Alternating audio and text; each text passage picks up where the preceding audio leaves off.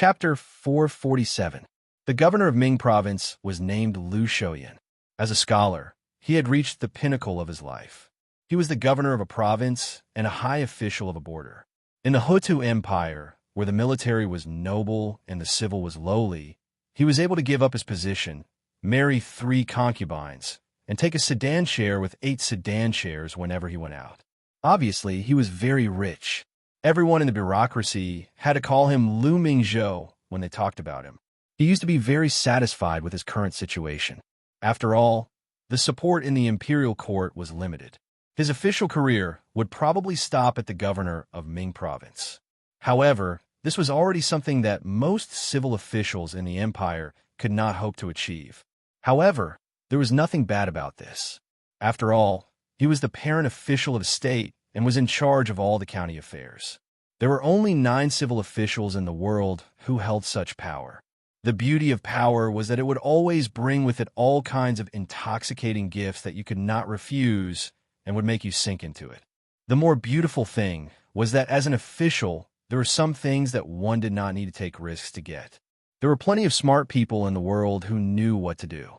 Therefore, although he was clean, his family had all been successful in business.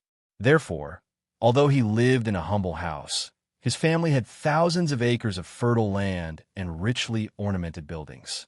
Therefore, although the salary was meager, there were people who were willing to spend a lot of money just to ask for your calligraphy. Being an official was one of the best jobs in the world. The knowledge required to be an official was also one of the best in the world. Lu Shoyan believed that he had mastered this knowledge well and that his position as an official was very stable. Lu Shoyan was content with the status quo and did not have too much ambition. He was a smart person and had seen through that, at least for now. The current situation in the imperial court, where the civil officials were lowly and the military nobles, was difficult to change. According to the emperor's plan, once the war ended, he would have to gather power, support civil officials, and suppress military generals. However, this had to be done slowly to avoid backlash. At the very least, there was not much possibility of changing the situation before he retired. So let him be.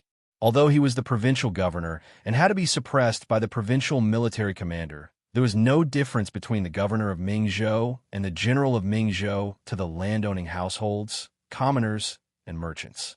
Moreover, the general of Mingzhou, Qi Guanyin, was also a man who paid attention to details. People like Qi Guanyin were more popular among the civil officials because he was cultured and refined, educated, reasonable, resourceful, slick, and easy to talk to. He liked to follow the rules and solve problems in an elegant way, unlike some boorish people who would punch people if they didn't agree with a word. Lu Shoyan felt that his cooperation with Qi Guanyin was very pleasant. The two of them were like the gentlemen of ancient times. They had a tacit understanding about certain things and did not interfere with each other. They were very harmonious and gave each other good gifts during festivals. They also maintained a good personal relationship. It could be said that they were a model for civil and military officials to get along. Of course, that was in the past. But now, the prefecture overseer felt like cursing out loud. When the dark armor entered Mingzhou, the thunder boughs string shone brightly. That night, the provincial governor woke up from his dream. When he heard the report from his subordinates, he was so scared that he almost pissed his pants and ran out of Mingzhou. Mother Ker, Hu Shoshin was at war with the Tensei province. As the head of the civil official system in Mingzhou and the chief executive of Mingzhou City, he did not know why the Tensei province's dark armor army was able to charge into Mingzhou at night, nor did he know why Hu Shoshin was at war with the dark armor army. However, these were not important. The most important thing was that Hu Shoshin was at war with the Tensei province. After this matter was confirmed, the prefecture overseer's legs were cramping.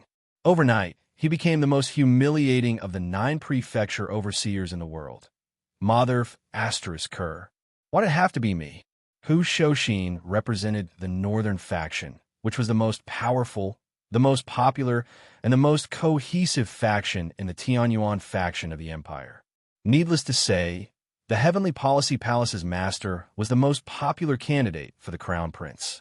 The clash between the two factions meant a full-scale collision between the two factions of the empire's military officials.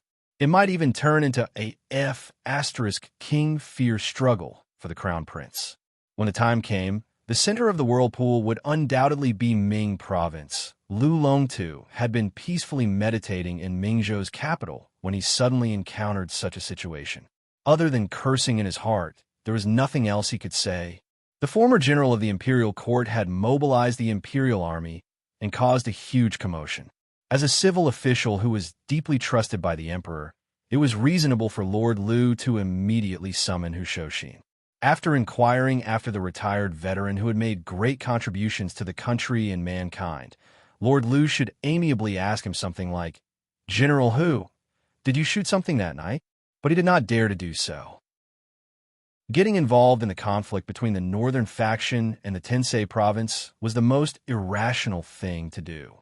Moreover, as a high-ranking official of the border, he had no need to take the initiative to take sides.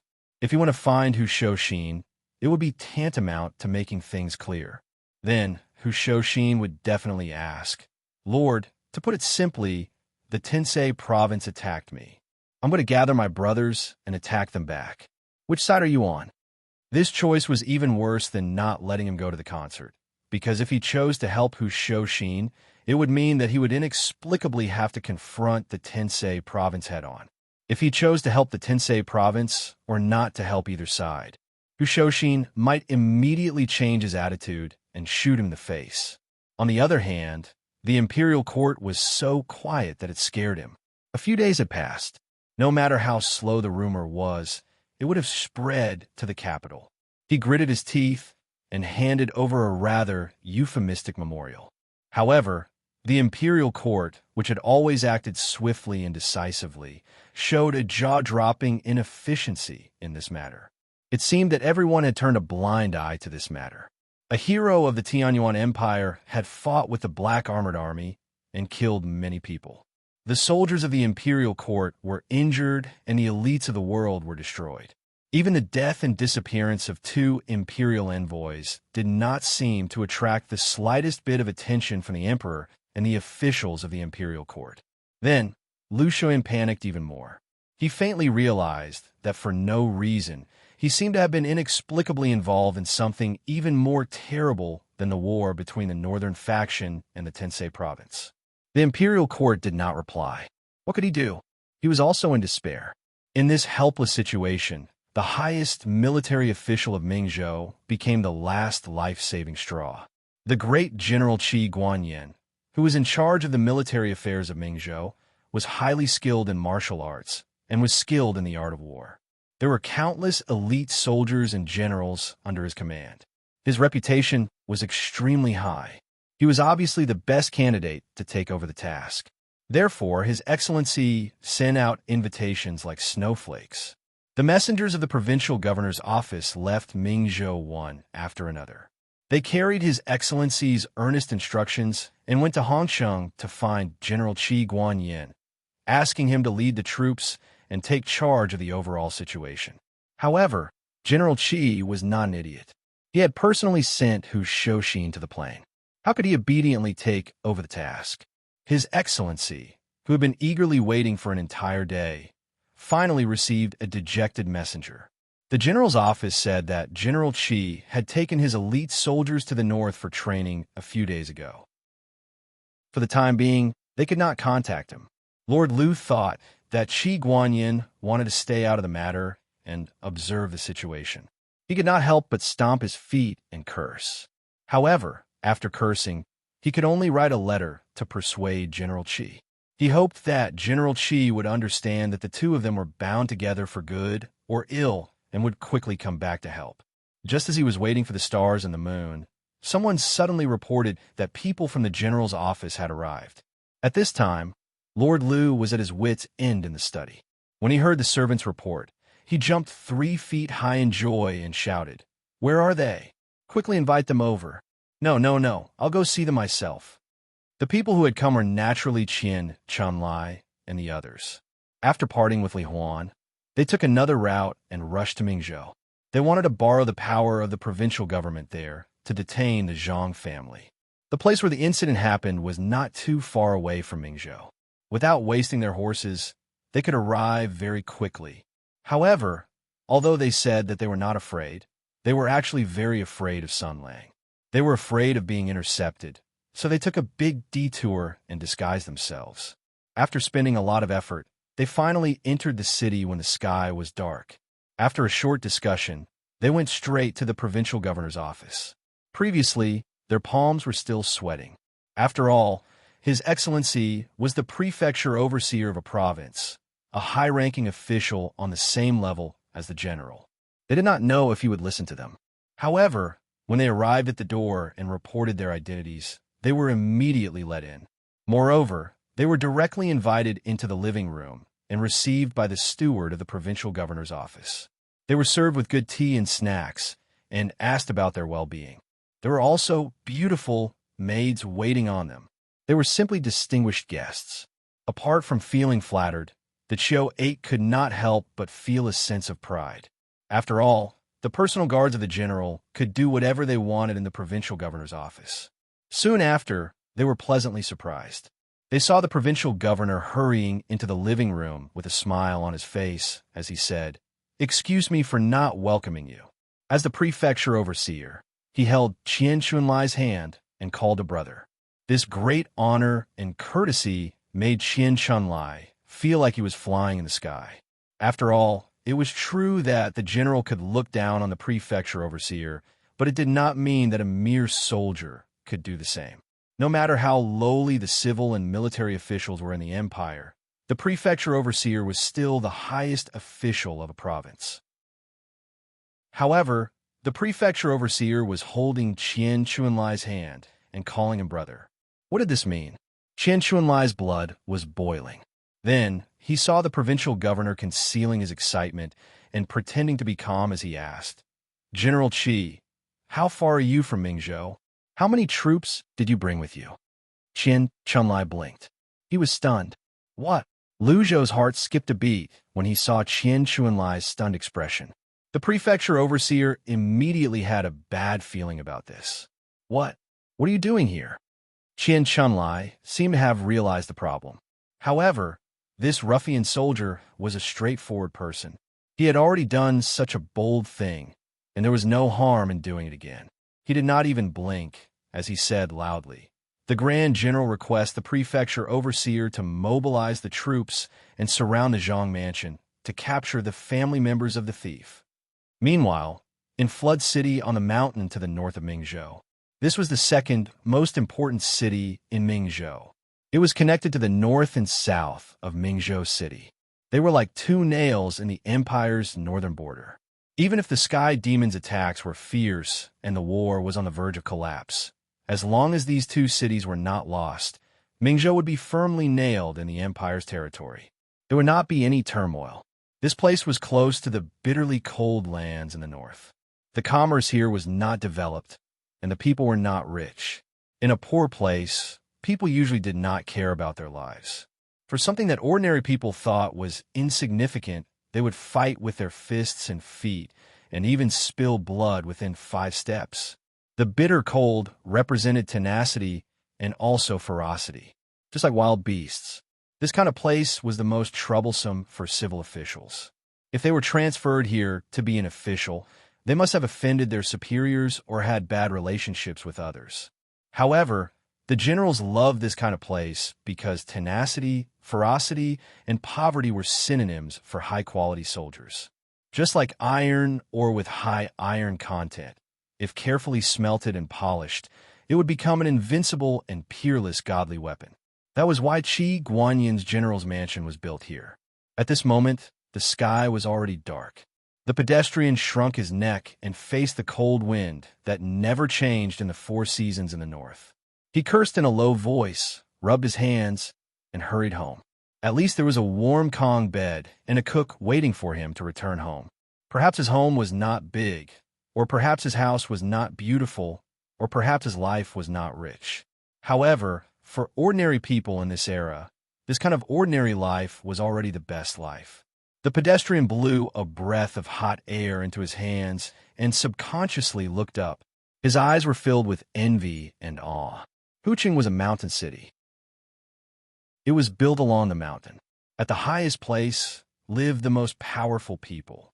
The majestic and magnificent general's mansion stretched as far as the eye could see. It was already late at night, and the mansion was brightly lit. It stood on top of the mountain city, looking down on all living things with extreme majesty and glory. What a majestic mansion! What magnificent wealth! This one person's mansion was like a heavenly court that no one in the world could ever hope to reach in their lifetime.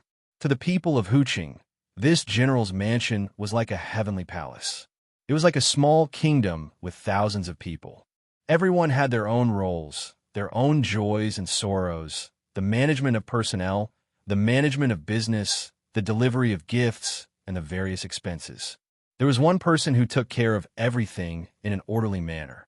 She was the general's virtuous wife, the mistress of the general's mansion. She was the sky above all the servants and was in charge of life and death. Now, what no one knew was that the mistress of the general's mansion, who was widely respected and respected, was no longer as graceful as she usually was. Instead, she was like a hysterical shrew. In the study, an expensive vase was smashed by her fist. She was like a lion from Hudong, and her angry roar almost lifted the roof tiles. Qi Guanyin, you didn't want to care about the Lihuan nation.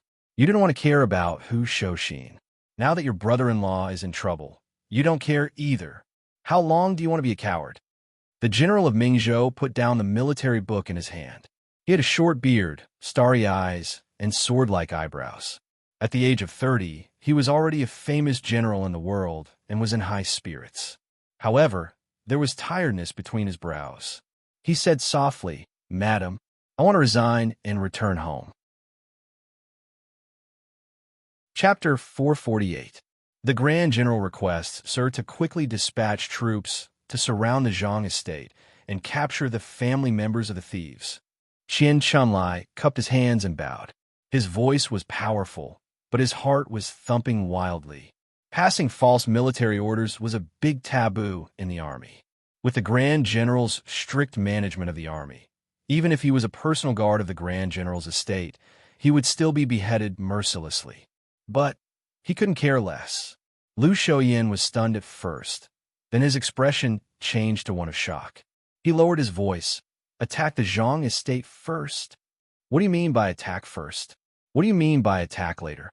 Qian Chunlai faintly realized that the two of them seemed to be talking about different things. But the key to attack first and so on was still the word attack. In other words, whether it was him or Sir, they both wanted to attack the Zhang estate. Wasn't that enough? Qian Chunlai's heart relaxed. Although he still felt uneasy, the current situation didn't give him time to think carefully. He could only take one step at a time. He nodded and said in a low voice, "Yes, attack the Zhang estate first, then conspire to avoid alerting the enemy." Lu Shouyin sucked in a cold breath. This Qi Guanyin was so quiet, but his appetite was so big and his thoughts were so vicious. The masterminds of this matter were none other than Hu Shouxin and Marquis Jing'an's estate. As for why the two of them would have a conflict with Tensei province, based on his information channels and intelligence, he could more or less guess the reason. It was nothing more than Marquis Jing'an's estate submitting to Tensei province earlier and being forced to do some shady things. Then, Hu Shouxin interfered. Tensei province's weakness was grasped, and they were bewildered. They thought that Hu Shouxin and the northern faction were preparing to attack them, so they wanted to strike first to gain the upper hand. They would first kill both of them and then act first and report later. It was very good. No one expected that Hu Shouxin would be so fierce that he could eliminate the several hundred black armored troops and all the carefully arranged killing moves of Tensei province by himself. He directly disrupted all the follow-up operations of Tensei province. It must be known that the black armored troops weren't ordinary soldiers. It seemed that Hu Shouxin's ranking on the Tianyuan fierce generals list was too low. This guy really knew how to hide his strength. Therefore, this huge mistake caused a series of follow-up arrangements in Tensei province to go bankrupt and push the situation to the most awkward point. After thinking and analyzing for the past few days, Liu Zhou had deduced the cause and effect of this matter. He knew that this was a fight between the northern faction and Tensei province. Now that the matter of the crown prince was still undecided, Empress Tensei was not the strongest contender. As a neutral person, it was still far from the time for him to pick a side. Therefore, the best choice was to continue pretending to be enjoying the scenery and coax Qi Guanyin to take over. Now, Qi Guanyin finally decided to take over, but his intention was to make a move on the Zhang family first. Mother F***, she's really ruthless. Liu Shoyan stroked his beard and nodded inwardly. Using the heart of a province's magistrate to measure the heart of a great general. As expected of the outstanding person who could be ranked as the top civil official. He immediately guessed Qi Guanyin's intention. On the night when the black armored troops entered Ming province, there were witnesses who didn't want to be identified who claimed that the daughter of the Zhang family, Zhang Yinluo, was wearing leaf fire armor in the middle of the night and went on a rampage with a nun riding an iron horse. First, she attacked an official of the imperial court. Then, she exchanged fire with a group of black armored troops at Flat Flower Lane. Clearly, she was involved in the incident that night. But this matter could still be big or small. After all, the focus of the conflict between the northern faction and Tensei province was Hu Shouxin and Marquis Jing'an's household. The Zhang family of Ming province didn't openly bring their henchmen to attack the black armored troops. Even if they wanted to make a fuss about this matter and investigate who was responsible, regardless of the fact that Zhang Yinluo fought against the black armored troops in order to save Hu Shouxin's family, Hu Shouxin and the northern faction would definitely lend a hand. First of all, the Zhang family wasn't made of mud. Even if the matter was blown out of proportion, the Zhang family could just grit their teeth and use some silver to bribe everyone. Then, they would announce that Zhang Yinluo was expelled from the family and thrown to the Leaf Fire Nation. Then, even if the Tensei province wanted to make things difficult for them, they most likely wouldn't be able to do anything to the Zhang family. Moreover, the northern faction would protect them. In other words, the Zhang family was sitting firmly on the fishing platform. The premise was that everyone was acting according to the rules. But now, Qi Guanyin's attitude clearly didn't intend to act according to the rules. It seemed like he wanted to make the first move and gain the upper hand. He wanted to act first and report later, taking down the Zhang family with lightning speed. Putting everything else aside, the Zhang family's filial piety is increasing year by year. He's still willing to act. However, why is Qi Guanyin acting against the Zhang family? Liu Zhou thought about it with the experience and strategy of a scholar. Then, he came to a conclusion. First, Qi Guanyin wanted to blow this matter up. Since he had chosen to side with the Tensei province, he wouldn't show any mercy to the northern faction. In that case, he should seize the opportunity to blow this matter up and stab the northern faction in the back. He should make this a beautiful pledge of allegiance so that he could win the Empress's approval and favor. Second, the Zhang family had been doing business with the Russians all these years. They were filthy rich. Who knew how much money they could get from raiding the Zhang family? Not only could the money be used to subsidize the family, but it could also be used to bribe the higher-ups. After all, if Liu Zhou wanted to blow this matter up, he would need someone in the imperial court to speak up for him. Naturally, he would need Brother Kong Fong to pave the way for him. Brilliant, very brilliant. Moreover, he's King Vicious. When Liu Zhou figured out the key point, he subconsciously pulled hard and broke a strand of his beard. When he figured it out, he felt a chill in his heart. Although Qi Guanyin is a master of the art of war, he's a straightforward person. The art of war isn't treacherous, and he's not a person who doesn't pay attention to details. I'm afraid he's not the one who came up with this vicious plan. With that thought in mind, the figure of a woman suddenly appeared in his mind. Qi Guanyin's wife, Madame Wang, was a legendary wife who was famous in Ming province's officialdom. She was the first lady of the general's mansion and the chief steward of the general's mansion. She was smart, capable, and skillful. She was a good wife that all officialdom dreamed of. Everyone said that if it weren't for Madame Wang, Qi Guanyin might be able to awe the world, but he would never be able to become the province's supreme general. Liu Zhou agreed with them. The Great War of Tianyuan lasted for decades. Heroes rose one after another. It was said that a hero's background was not important, but only half of it was true. There were more than 1 million martial artists in the world, but there were only a dozen positions that symbolized the highest core of the empire. Millions of people fought for a dozen positions. That was a joke. Therefore, those heroes who did not care about their backgrounds usually reached the end of their career when they became guerrilla generals. If they wanted to be promoted further, they would either meet a rare general who had a discerning eye and was unconventional, or they would have to use all kinds of methods to make the general become a rare general who had a discerning eye and was unconventional.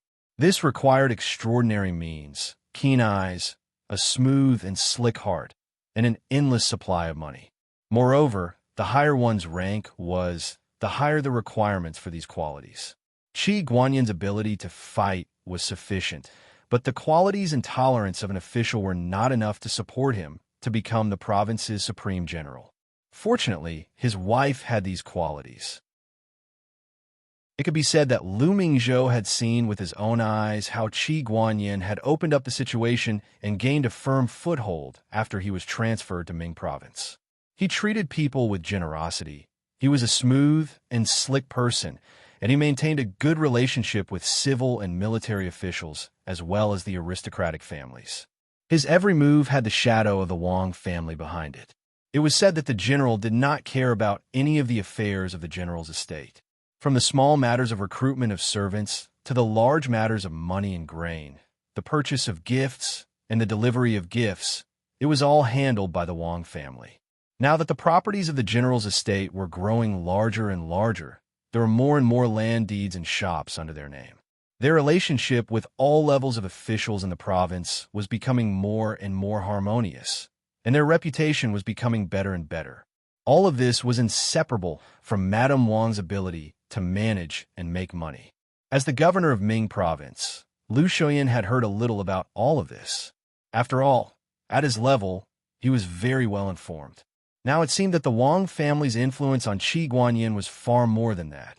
While he was deep in thought, Qian Chunlai was somewhat impatient. He asked softly, "Master?" Lu Shoyan came back to his senses. Qian Chunlai controlled his impatience and whispered, "Do you think it's time to mobilize the troops?" "Whatever. Even if the sky falls, Qi Guanyan will hold it up. Even if the northern faction wants to settle the score, I'll just pretend that I don't know anything. They won't dare to make things too difficult for me and completely push me to the Tensei province." He thought for a moment and said righteously, "Our dynasty was established by our ancestors and His Majesty's order.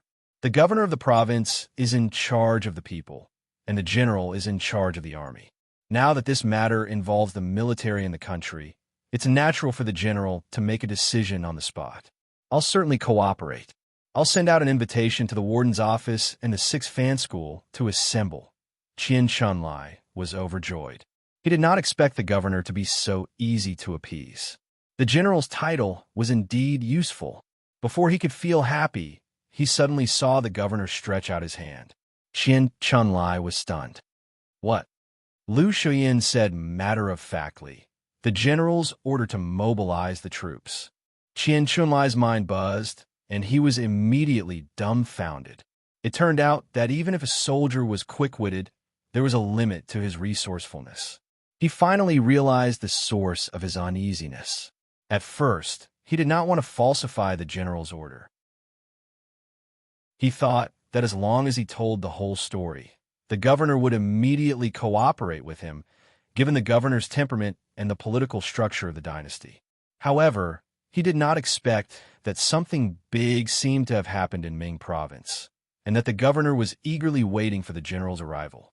Therefore, he became hot-headed and decided to falsify the general's order without saying a word. But, damn it, why does he need an order to mobilize the troops? I don't have one. He showed an embarrassed expression and used his last bit of quick-wittedness to say in a low voice, "This is a secret order. In order to prevent the secret from being leaked, the general only sent us here. If your excellency wants a token, we'll give it to you later." Lu Shoyan's expression changed at once. If he had not been to the general's office several times and knew that Qian Chunlai was Qi Guanyan's bodyguard, he would have thought that he was a liar. Because of this, and because he had been eagerly waiting for news of Qi Guanyan, he did not suspect anything. But damn it, no token? Are you F asterisk king kidding me? Do you think I'm an idiot? F asterisk CKU. Without a token, I was the one who ordered the Zhang mansion to be surrounded and searched. You want me to give it to you later? Give it to your uncle. Do you think I'm still a hothead squatting in the Ministry of Personnel, waiting to be released? I've been sick of your cunning tricks for 20 years. He immediately realized that this was a huge trap. If he, Lord Liu, foolishly sent troops to besiege the Zhang mansion, and something happened, then he would have to take the blame himself. What? Qi Guanyan asked you to do it? Where's his token for mobilizing troops? Bastard! How dare you coax me into doing it? He almost instantly understood the general's office's intention. No wonder they wanted to start with the Zhang mansion. The Zhang mansion was just a minor character on the periphery. It was the best way to test the reaction of Hushouxin and the north. If the Zhang mansion was attacked by the north, then it would be very difficult to deal with. If the other party did not care about the Zhang mansion's fate, it meant that they had a guilty conscience and could continue to push forward. Good. You, Qi Guanyan, are a master of the art of war. You're so good at strategizing, but you dare to ask me to be the stone to test the road. F asterisk CK, you're 8 generations of ancestors. You're a F asterisk king general. I'm a F asterisk king civil official. You dare to play this kind of dirty trick with me? How do you think I became the prefecture magistrate? I'll kill you. He was stunned when he was forced to be involved in the chaotic whirlpool of war between the North and Tensei province. He was stood up by Qi Guanyan for several days and had to live in fear every day. There was also the humiliation of being looked down on in public. All of this ignited the barrel of gunpowder in Lu Shoyan's heart. He sneered a few times, and anger rose from his heart. Damn it, Qi Guanyan, I'm not a pushover either. Suddenly, he roared, come on, take down these madmen who are faking General Qi's orders. Due to various reasons, the defense system of the provincial governor's office had been strengthened by 3 times in the past few days. Immediately, several powerful guards appeared outside the door. They pulled out the sabers in their hands and shouted, surrender! The 3 knights who came with Qian Chunlai were shocked and showed a frightened expression. After all, they were just ordinary soldiers and had a natural fear of the government. Even if they had the support of the great general, they did not dare to openly rebel against the government. Moreover, the one in front of them was the prefecture magistrate, who was theoretically on the same level as the great general. However, Qian Chunlai was a decisive person. He immediately pressed down on the hilt of his sword and shouted, Prefecture magistrate, what do you mean? I'm a personal guard of the general's office and have seen you several times. Lu Shoyan scolded, impudent! You dirty scoundrel! You're about to die, and you still dare to claim kinship with me. Damn thief! When have I seen you before? Hurry up and surrender and confess your crimes. Otherwise, under Sanmu, I'll tear your flesh open and burn your bones until you can't even beg for death. Qian Chunlai's expression changed, and a look of determination appeared on his face. He pulled out his sword from his waist. Because the entire Ming province's officialdom was looking forward to the arrival of the great general's heavenly army. When they came in, no one asked them to take down their weapons. He then shouted, You muddle-headed official, so muddle-headed. If you ruin the great general's plan, he'll naturally come and reason with you afterwards. Lu Shoyan's eyes turned cold. How can I let you go? He was about to order the guards to hurry up and chase after this scoundrel when there was a flash of swordlight. Instead of retreating, Qian Chunlai actually charged at him with his sword raised. No one expected this guy to be so deranged. The guards were all at the door, and Qian Chunlai was only a short distance away from the prefecture magistrate. No matter what they did, they could not stop him. Looking at the prefecture magistrate's face, Qian Chunlai revealed a cruel and proud smile. A great man must be ruthless and decisive. There were definitely crouching tigers and hidden dragons in the provincial governor's office. It would be extremely difficult to break out of the encirclement. The only plan now was to take this official hostage and force him to surround the Zhang estate. Only by tying him to the great general's office's war chariot would they be able to survive. Other than this, there was no other way. Even if they could escape back to the great general's office, it was not safe. At this moment, that faint feeling of unease appeared in his heart again. He seemed to have overlooked something. But this time, he quickly realized where the problem was. Why was there no panic on this muddle-headed official's face? He quickly found the answer. He heard the wind. In an instant, he felt as if his right hand holding the sword was clamped by an iron clamp. His meridian was suddenly locked, and his right wrist went numb. The long sword fell to the ground powerlessly. Then, he looked up in confusion. The cultured and refined prefecture magistrate, dressed in a scarlet official's robe, raised his right fist and used the five-ding mountain splitting technique to punch his chest. There was a loud bang. One move to subdue the enemy. Qian Chunlai felt as if he had flown into the clouds. In a daze, the sounds around him instantly faded into the distance. It was like he was in a dream, unable to hear clearly. He heard the sound of weapons falling to the ground, the sound of someone kowtowing and begging for mercy, and also the angry rebuke of this ordinary-looking, supposedly soft-hearted prefecture magistrate who treated the great general courteously. You still want to attack this official? Although this old man is a civil official, I've spent 10 years in the imperial censorate. Of all the civil and military officials in the imperial capital, more than half have fought with this old man in the past. Above the third rank, 8 out of 10 have fought with this old man before. Even so, I was still able to sit on the position of Ming province's magistrate, yet you still dare to come and seek death. This heartless man, plucking the fur from the tiger's mouth, you're truly tired of living. Chapter 449. It had to be said that the alien invasion over the past few decades had changed too many things. In order to prevent the country from being wiped out, the entire race fought hard, resulting in the prevalence of martial arts. After decades of subtle influence, bloodthirsty and violent factors have been immersed in every cell of the empire. In order to prevent the civil forces from taking advantage of the situation, the empire first formulated strict laws to prohibit the citizens from fighting among themselves and accumulating armed forces. Then, it introduced the military examination, which pointed out a bright path for the citizens to fight with the royal family. In addition, the emperor's weapon, which was a weapon of mass destruction in the hands of the imperial court, was too much of a bug. It actually maintained the authority and power of the central government in such a situation. But there was also a problem. That was, since ancient times, the law had always been a tool in the hands of the ruling class. Therefore, the law was used to control the civilians. The old masters of the ruling class usually couldn't control them. For example, those aristocratic families with ancient heritages, or those large sects with rich industries and many disciples. Another example was those civil and military officials who wore official robes and had a threatening aura.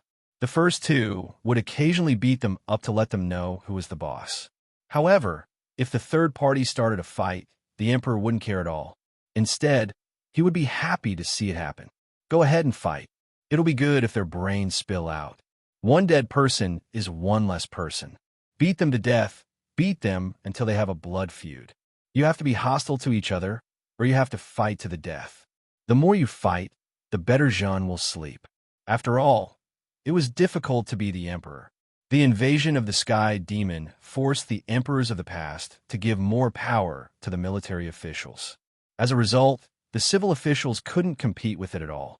Since they couldn't compete with it from the outside, they had to divide the enemy from the inside. Therefore, the military officials of the empire had a lot of internal factions, and the royal family added fuel to the fire. Therefore, the situation of the civil officials being lowly and the military officials being high, and the emperor's intentional indulgence, led to one thing. The civil officials of the empire had a hard time. Originally, being an official was a delicate job. It tested one's eyesight, mind, face, and eloquence. The so-called true ability and knowledge were all behind. Originally, the civil officials should have a great advantage in these aspects. After all, in terms of eloquence and ruthlessness, the martial artists who started from training their muscles didn't have much of an advantage. However, there were two fatal problems. Firstly, the civil and military officials of the current dynasty were lowly and powerful.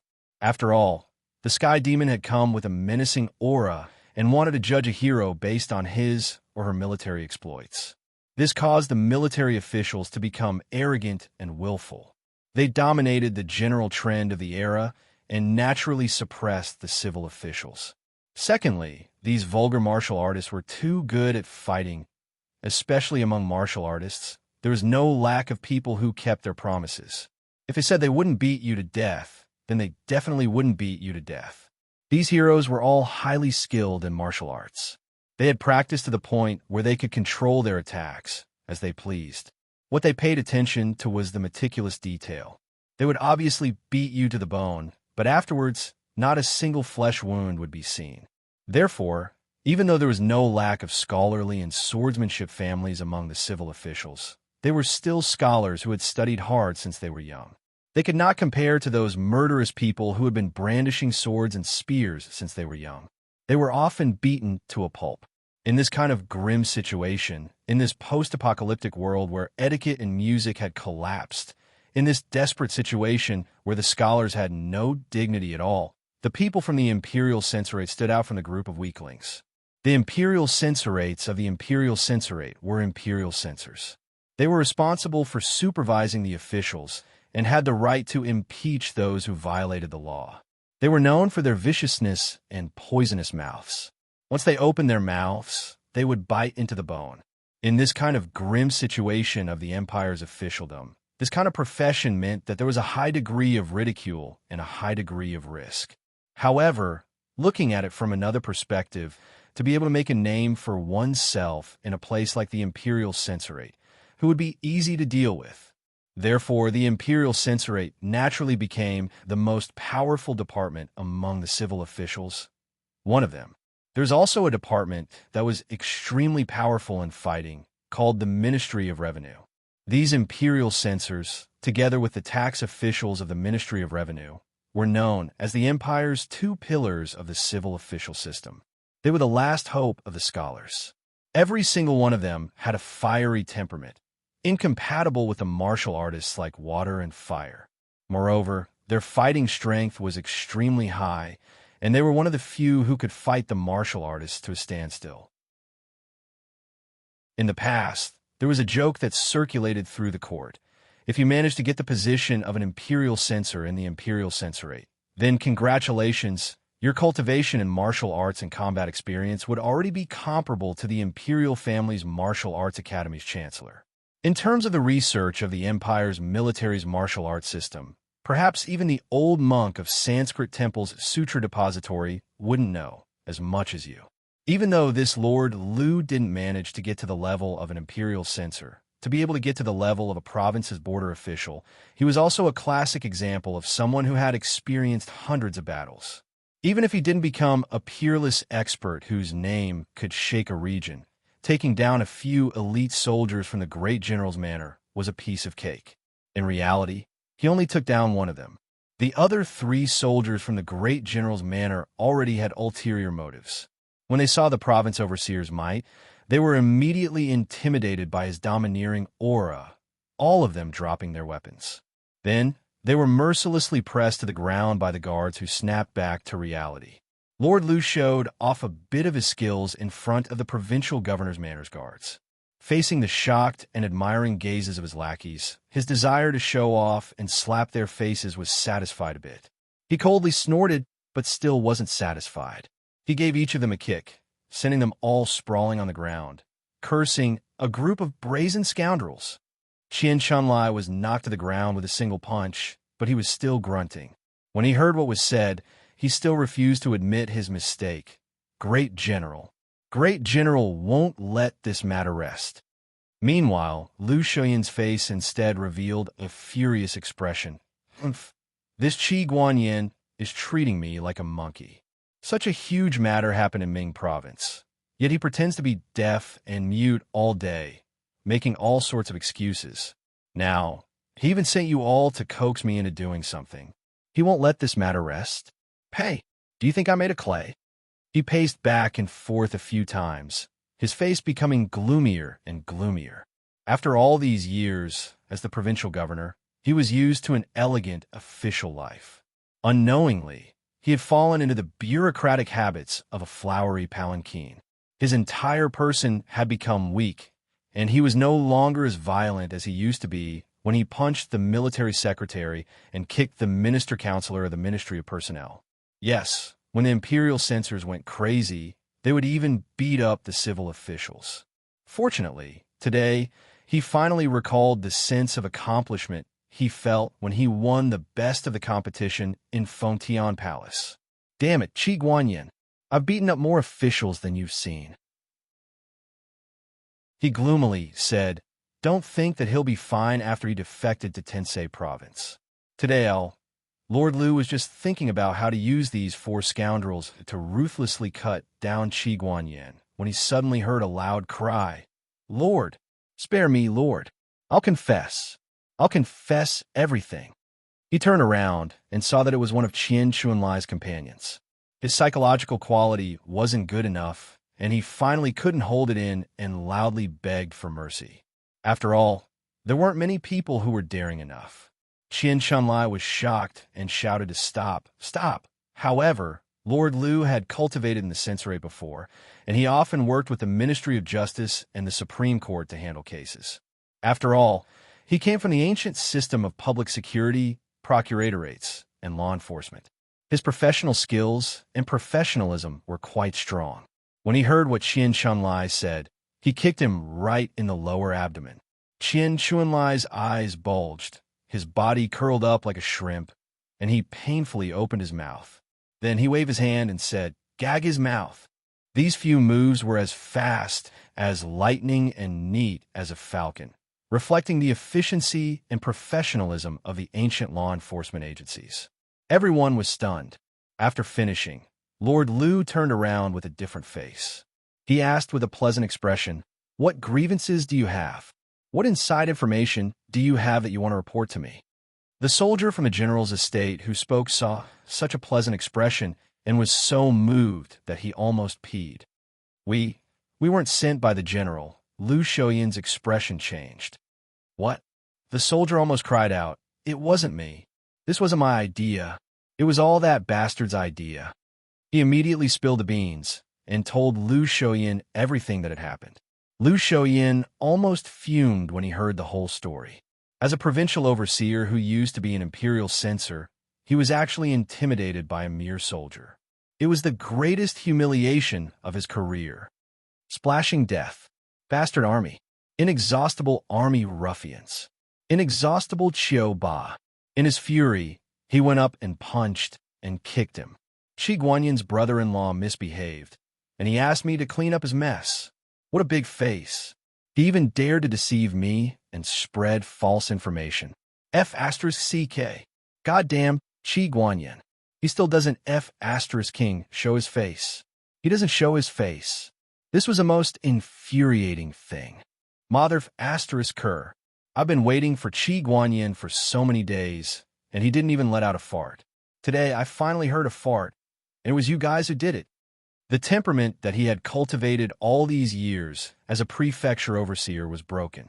The prefecture overseer was brimming with killing intent as he once again transformed into the flaming whirlwind Lu Shoyan, who was famous in Heaven Worship Hall. He cursed as he beat that bastard Qiu Ba. He almost got me killed. Are you trying to trick me into attacking the Zhang family? That night, Zhang Yinluo put on her armor and wreaked havoc in Bright Province City. She even lifted the roof of the 6 Fan School's chief constable's house and gave him a good beating. After that, he didn't even dare to let out a fart. Do you think the Zhang family is so easy to deal with? He felt a lingering fear in his heart.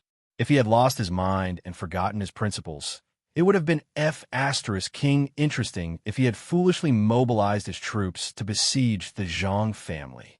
The soldiers from the general's estate were just insignificant people. They had no idea that such a big incident had happened in Bright Province City. They also did not know about the subtle relationship between the prefecture overseer and General Qi. When they heard the prefecture overseer's words, they begged for mercy. Prefecture overseer, although Qian Chunlai intentionally hid it from you, it's a fact that young Master Wang has been captured. Young Master Wang is Madame Qi's younger brother and is very favored by her.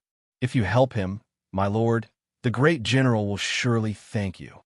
If it were any other time, the prefecture overseer would have done such a favor immediately. However, his impression of Qi Guanyin was extremely bad now. He did not care about the life and death of his brother-in-law. However, he thought for a moment. Then he snorted coldly. If I capture Qi Guanyin's brother-in-law, will I be able to force him to show himself? Since he was considering the possibilities of this trip, he asked casually, "What's the thief's name?" How dare he pretend to be the son-in-law of the Zhang family? Doesn't he know that Zhang Dabiao is a murderer? Although these soldiers have been knocked out, they still learned the name and origin of the kidnapper from their companions. When they heard Lu Shoyan's question, they said weakly, "His name is Sun Lang." Sun Lang? Lu Shoyan was shocked. Isn't that one of Wu Shouxin's wanderers? He and Zhang Yinluo were the first to participate in solving the case of the Marquis of Jing'an's estate. It said that Miss Zhao took him as her husband. How did he become the son-in-law of the Zhang family? Also, it said that night. Why is he involved in everything? Also, this Sun Lang was clearly Hu Shouxin's lackey. After all, in the Wanderers Guild's report on the Marquis of Jing'an's mansion, it was also stated that he was Hu Huishou's distant nephew. So, why did Hu Shouxin send him to Hong City at such a critical juncture? It couldn't be that he sent a letter to contact Qi Guanyin. It was said that Hu Shouxin and Qi Guanyin did not get along. Also, this guy seemed to have beaten up Qi Guanyin's brother-in-law with a raise of his hand. Furthermore, he was tied up and brought to Hong City. It was clear that he did not come with good intentions. No matter what, Hu Shouxin and Qi Guanyin were at odds. As the magistrate of Mingzhou, he could not help but breathe a sigh of relief. Seeing that ignorant Xiao Ba was still begging endlessly, he said coldly, "You have lost your young master. This is a great dereliction of duty. You did not return to beg for forgiveness from Qi Guanyin and did not risk your lives to take back your young master. Instead, you came here to deceive this official. How dare you?" That horseman begged, "It's not that I don't want to fight the enemy. It's just that Sun Lang's martial arts are too frightening. Lord Lu fought on the front lines of the imperial court all year round, and even fought against the Ministry of War under the lead of the imperial censor. Such a fierce man naturally had very little respect for martial arts experts." Hearing this, he sneered. That Sun Lang is only Hu Shouxin's nephew. Even if he started practicing martial arts in his mother's womb, how strong can he be? In his panic, that person recounted the details that he had previously omitted in detail. At that time, he had been knocked unconscious by the splash and did not see the scene of Ding Li being cut to pieces with his own eyes. He really could not imagine that such frightening martial arts existed in the world. Subconsciously, he also did not believe it, but now he could not care so much. As expected, Lu Shoyan also did not believe it. Hearing this, he laughed loudly. "Do you think this official is a 3-year-old child? You said that someone was cut to pieces by invisible sword energy? You said that you were knocked unconscious by the waves that surged out of the lake? That Sun Lang came to Mingzhou a few months ago and was working as a wanderer under Hu Shouxin. According to what you said, he is also a peerless expert in the way of a sword. How can such an expert be a wanderer?" He was still angry and kicked a few more times. "You still dare to deceive this official. The number of great masters in the way of the sword in the world who can reach such a level can be counted on 2 hands. Where did Hu Shouxin get to know such a young sword saint? Lord Lu suddenly thought of something, and his expression immediately became extremely colorful. "Fuck," he muttered to himself. "It can't be." The soldiers from the general's estate and the guards from the provincial governor's estate who had been captured just watched the prefecture overseer fall into deep thought. They paced back and forth in the room, their expressions constantly changing and extremely colorful. Beads of sweat dripped down the prefecture overseer's forehead. Shoshin, who was clearly skilled in archery and was not a top-notch martial artist, had actually been able to wipe out the black armored troops. The loyal and devoted Shoshin had actually dared to directly kill the imperial envoy, which was tantamount to rebellion.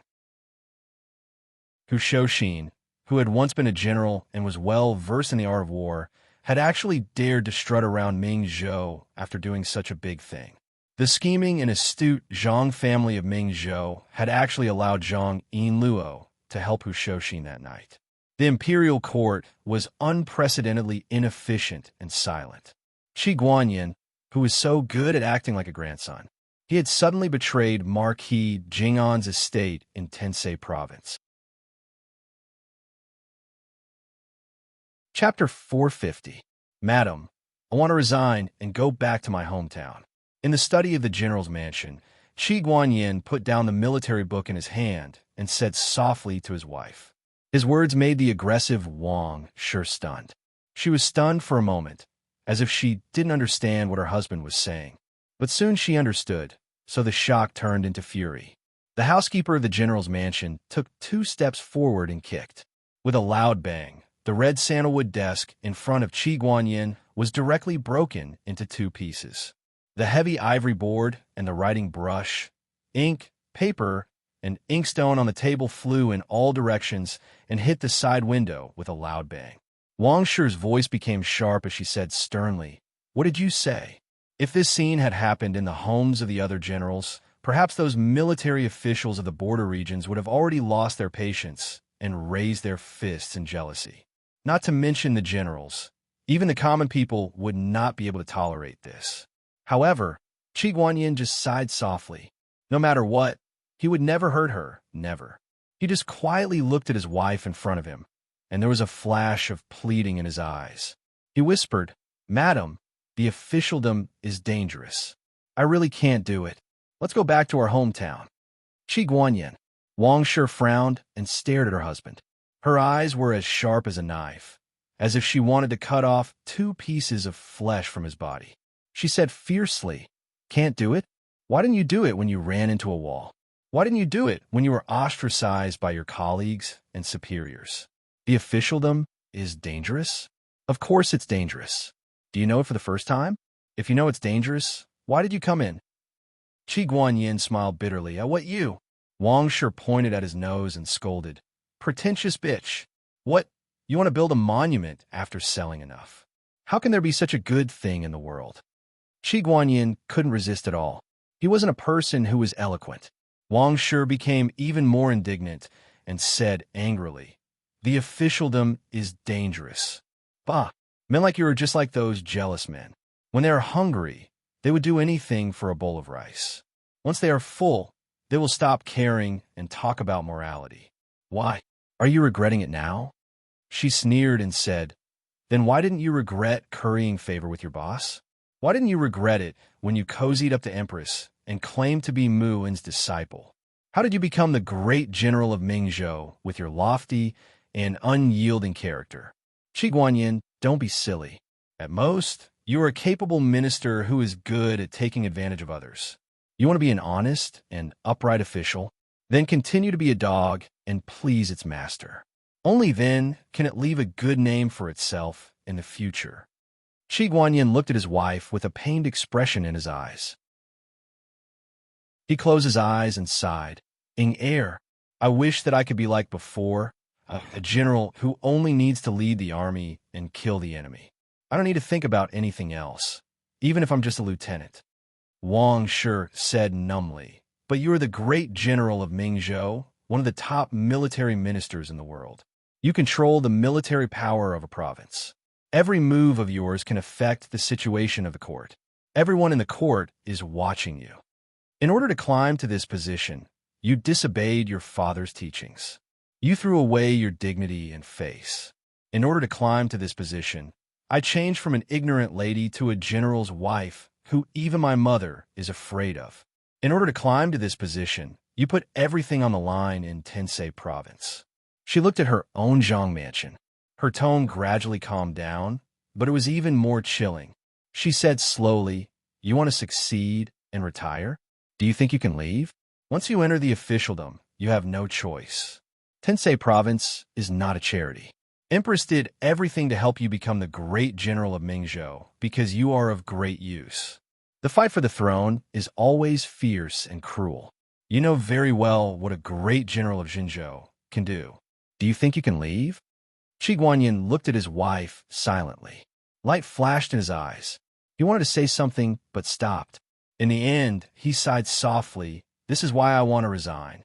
Empress is a woman, but she is talented and ambitious. She is the ideal person for a military man to be loyal to. A general needs a ruler, just like a sword needs a master. There is nothing bad about being her dog," but he hesitated for a moment and said softly, "I feel anxious and uneasy. Empress must be planning something to keep me in the dark." Facing Wang Shi's puzzled gaze, he smiled bitterly and said, "I know a little about what happened in Mingzhou. Empress did not let me interfere with the demon weapon change in the Marquis Jingan mansion because she did not want to attract the attention of Lu Shouyin and the court. However, the strange things that happened in Mingzhou in the past few months are all related to Tensei Province. From a demon to the destruction of a team of elites, to the demon change in Lu Shouyin, the Black Armored Army moving to Suizhou, and Qin Hui secretly entering Mingzhou. Things are getting bigger and bigger, but Tensei Province seems to have forgotten about me." Wang Shi said faintly, "Maybe Tensei Province feels that this matter is not worth using you." "What about before?" Qi Guanyin said calmly. "Empress gave me a secret order to lead troops to Beijiang and assist a blazing angel to encircle and annihilate her former colleagues. I didn't even know that Tensei Province had such a deep connection with the Lihua country. Empress always seems to have an endless number of chess pieces, but this time," when he said this, he was silent for a moment before he slowly said, "But this time, I don't know what the true use of me as a chess piece is. I feel scared." He recalled a secret letter that was sent from Tensei Province yesterday. After he read the contents, the delicate mechanism that sent the letter had already burned all the contents. However, as a brilliant martial artist, the contents of the secret letter were imprinted in his mind. When he closed his eyes, he could recall all the contents. He recalled the things hidden behind the contents, the words between the lines, the handwriting, and even the habit of using words. A sensitive person would always be able to discover many things from it. For example, the hesitation, uneasiness, and hidden viciousness in the heart of the person who gave the order. It made him feel cold all over. Wang seemed to have thought of something too. Her expression was somewhat weird, but Qi Guanyin did not notice it. Mrs. Wang's expression changed slightly as she asked in a low voice, "What did Empress say?" After a bitter smile, Qi Guanyin said, "The princess told me to change the plan. Dead or alive, we can strike the two seraphs, Lone Walker and Death Messenger, in the Ming province and transport the two greatest weapons of the Liefire Kingdom to the capital as quickly as possible. Then, we will deploy the soldiers at the border and guard against the invasion of the Liefire Kingdom in the highest state of combat readiness." Wang Shi let out an "ah" and said in shock, "Isn't that Death Messenger on the Allies' side?" Qi Guanyin shook his head and said, "There are no allies between countries. Empress said that the Lihua country refused to share the firearms technology with us. Since they were unwilling to give it to us, we might as well rob them. By taking advantage of the victory of the Heaven's Origin sector, we can loot more benefits for the Imperium. The research on the two blazing angels may push forward the military reform of the Imperium and further strengthen the national strength." Empress also said that we don't have much time left. Wang asked in surprise, "Is a war going to happen? Or rather, Empress is ready for a war?" Qi Guanyin's face turned gloomy. Ever since the victory of the war, the court has been behaving very strangely. First, they opened the border for no reason. Then, they were very enthusiastic about the reform of the military system and the replacement of firearms. They proposed technology exchanges with other countries frequently. After the war, The people need to rest and recuperate. However, judging from Empress's attitude, she seems to be ready for another war. Wang was not an ignorant village woman. On the contrary, she was a very smart woman. She immediately realized the dilemma of the matter. Her face turned awful too.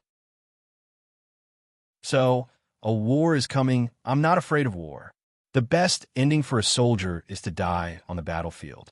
Since Qi Guanyin joined the army, he knew that there would be such a day. Qi Guanyin said calmly, but he looked at his wife. When the war starts in the future, who will be responsible for the loss of lives? Who provoked the divine power nation of raging flames? Who led the invasion of leaf fire? The court will definitely investigate thoroughly. Wang's face turned extremely ugly. After a while, she said, Empress has already made arrangements. She won't let you be the scapegoat for nothing. Qi Guanyin smiled bitterly. Yes, such a wise ruler will naturally not let the meritorious people be bitterly disappointed. She told me to act in my own discretion, which means she gave me the right to choose. If I'm a traitor who brings disaster to the country, when the two countries are at daggers drawn, I will definitely take the initiative to provoke and cause a war between the two countries. When the war breaks out, the court will need people. With Tensei Province as the mediator, they will definitely not change the commander and remove me from my post. As long as I can fight this war beautifully, there will be an explanation afterwards. After all, whatever the winner says is right. Wang bit her lips. She knew that her husband would definitely not do that. Qi Guanyin said sadly, but I won't do that. I'm not a perfect soldier. I try to figure out the intentions of my superiors. I cling to the rich and powerful. I take bribes. This huge general's mansion is built by the people's hard work. I've given up too much to climb to this position today. But a soldier has a bottom line. He suddenly raised his head. His eyes were burning.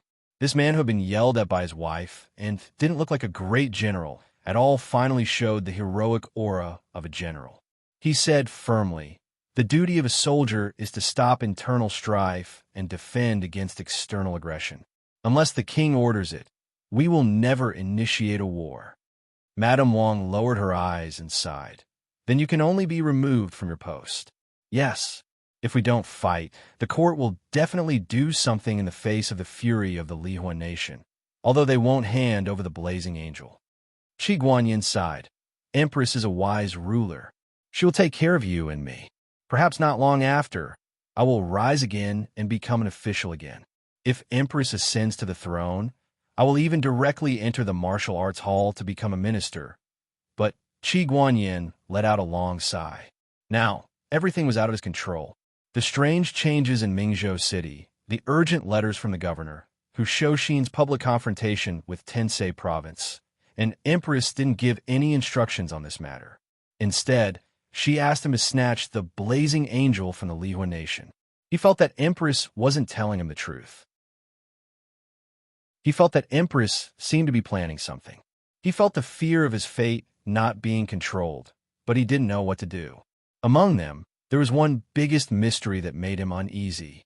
He didn't even know how to explain this mystery. That was Empress's order. It was too confusing. This was a suicide order. Using his career and the honor of a soldier as a stake, he staked it all on one throw. If it was the death warriors raised by Tensei Province who accepted the suicide mission, they would definitely do their best to die for their master. But he was the great general of Mingzhou, one of the few military officials in the world. Why did Empress think that a letter and some so-called handle could make him, Qi Guanyin, obedient and do such a thing? It should be known that he was now the great general of Tensei Province. He was no longer a force that could be controlled at will. If he was really pushed to the edge, he could make Tensei Province fall into a sorry state, even if he fought with his life on the line. The earth would shake and the mountains would shake, and his political enemies would take advantage of this. Given Empress's intelligence, she wouldn't have thought of this. She wouldn't have no tricks up her sleeve. Either Empress had encountered an unimaginable setback, so much so that she had lost her mind and lost her composure. Or this random order without careful consideration was actually part of a huge conspiracy. Regardless of which possibility it was, for Qi Guanyin, it was an unacceptable result. Only now did he suddenly realize that the so-called great general of Ming province, the so-called military power of a province in his hands, and the so-called Ming province meant what he said. It was simply a lie to deceive himself and others. His position as great general was not righteous. All of his glory and status were like a castle in the air. A letter from the emperor concubine was enough to throw him into chaos. That was why he thought of leaving with the seal. But that was just a thought. His wife knew, and he also knew that this was the most impossible choice. Just like in the officialdom, there was no way out. Moreover, the current situation was so complicated that he didn't have a way out. The lone walker had passed through his blockade and ran to somewhere unknown. The death messenger had also left without saying goodbye. God knew where she was. Also, Xian Jia had entered Mingzhou. He hadn't carefully investigated Hu Shouxin's thunderbow. When did Hu Shouxin become so good at fighting as the great general of Mingzhou? He hadn't done his job well. He didn't know where to start with Empress Mission. All these made Qi Guanyin lose his composure. It seemed that all the things piled up together, and he didn't know what to do. Just as he was fretting, a soft little hand pressed on his shoulder. The general looked up and found his wife standing beside him. Her eyes were so gentle. Her face no longer had a fierce expression. Instead, it was filled with helplessness and heartache. If you're really tired, then let's leave. We can head north to the Lihua Nation. I heard that the foreigners welcome us very much, especially the martial artists. As for my father, you don't have to worry. He is already retired and returned to his hometown. He also has a group of old friends to help him. Princess won't vent her anger on him. Qi Guanyin looked at his wife quietly and suddenly smiled. No need. I'm a soldier. I can't run away at the last minute, nor can I join other countries. My wife, everything has its cause and effect. I relied on Tensei province to get to where I am today. How can I just leave like that? Wang frowned and said anxiously, Why do you have to do this? Qi Guanyin reached out his hand and patted his wife's little hand. He blinked and smiled. Don't forget, when we got married, we made a promise. You'll be in charge of all the affairs of the family. As for military affairs, such as when the Sky Demon will retreat and when the Hoodoo Empire will unify the world, I'll have the final say. You can't go back on your words. Yes, there are always things that I have the final say in, especially this time. Ing'er, you've been helping me all these years. As your husband, I have to shelter you from the wind and rain. Chapter 451. The couple cuddled for a while before the gentleness in Qi Guanyin's eyes was replaced by coldness. He let go of his wife's hand and said in an unquestionable tone, Madam, help me put on my armor. Wang's body trembled. She lowered her head with a complicated expression on her face, but she didn't say it out loud. She had been in charge of the Qi mansion for more than 10 years and had great prestige in the mansion. She was like a gentle and careful newlywed. She said softly, yes. The general put on his armor. Xiaohu's helmet, big leaf, red chain armor. Wind gown, cloud-treading boots. Shooting star, white feather at his waist. Sword flower, autumn lotus light out of its sheath. The general's armor was very heavy and often required several guards to take care of it. However, Madame Wang insisted on doing it alone. She had always done so when she sent her husband to battle. Only now did she, who had always been strong and proud, look like a careful little woman. She carefully adjusted the armor for her husband. She had always sent him to battle like this, from a lieutenant, to the fish-scale armor issued by the army, to the general armor personally bestowed by His Majesty. She had watched him become famous all over the world. Qi Guanyin felt the change in his wife's mood. He smiled as usual and said, It's just a normal battle. I'll be back soon as usual. This was obviously the worst way to comfort her, but Wang could only pretend that she didn't know. She said softly, Husband, are you summoning the troops in the middle of the night to catch them off guard? Qi Guanyin said softly, The army advances very slowly and consumes a lot of food. Fortunately, we're in Mingzhou and have enough food along the way. The order will be sent out tonight. He was silent for a moment and said, I know the Lone Wanderer. His Han name is Long Wanda. He's an old friend of the generals in the north and is an acquaintance of Hu Shouxin.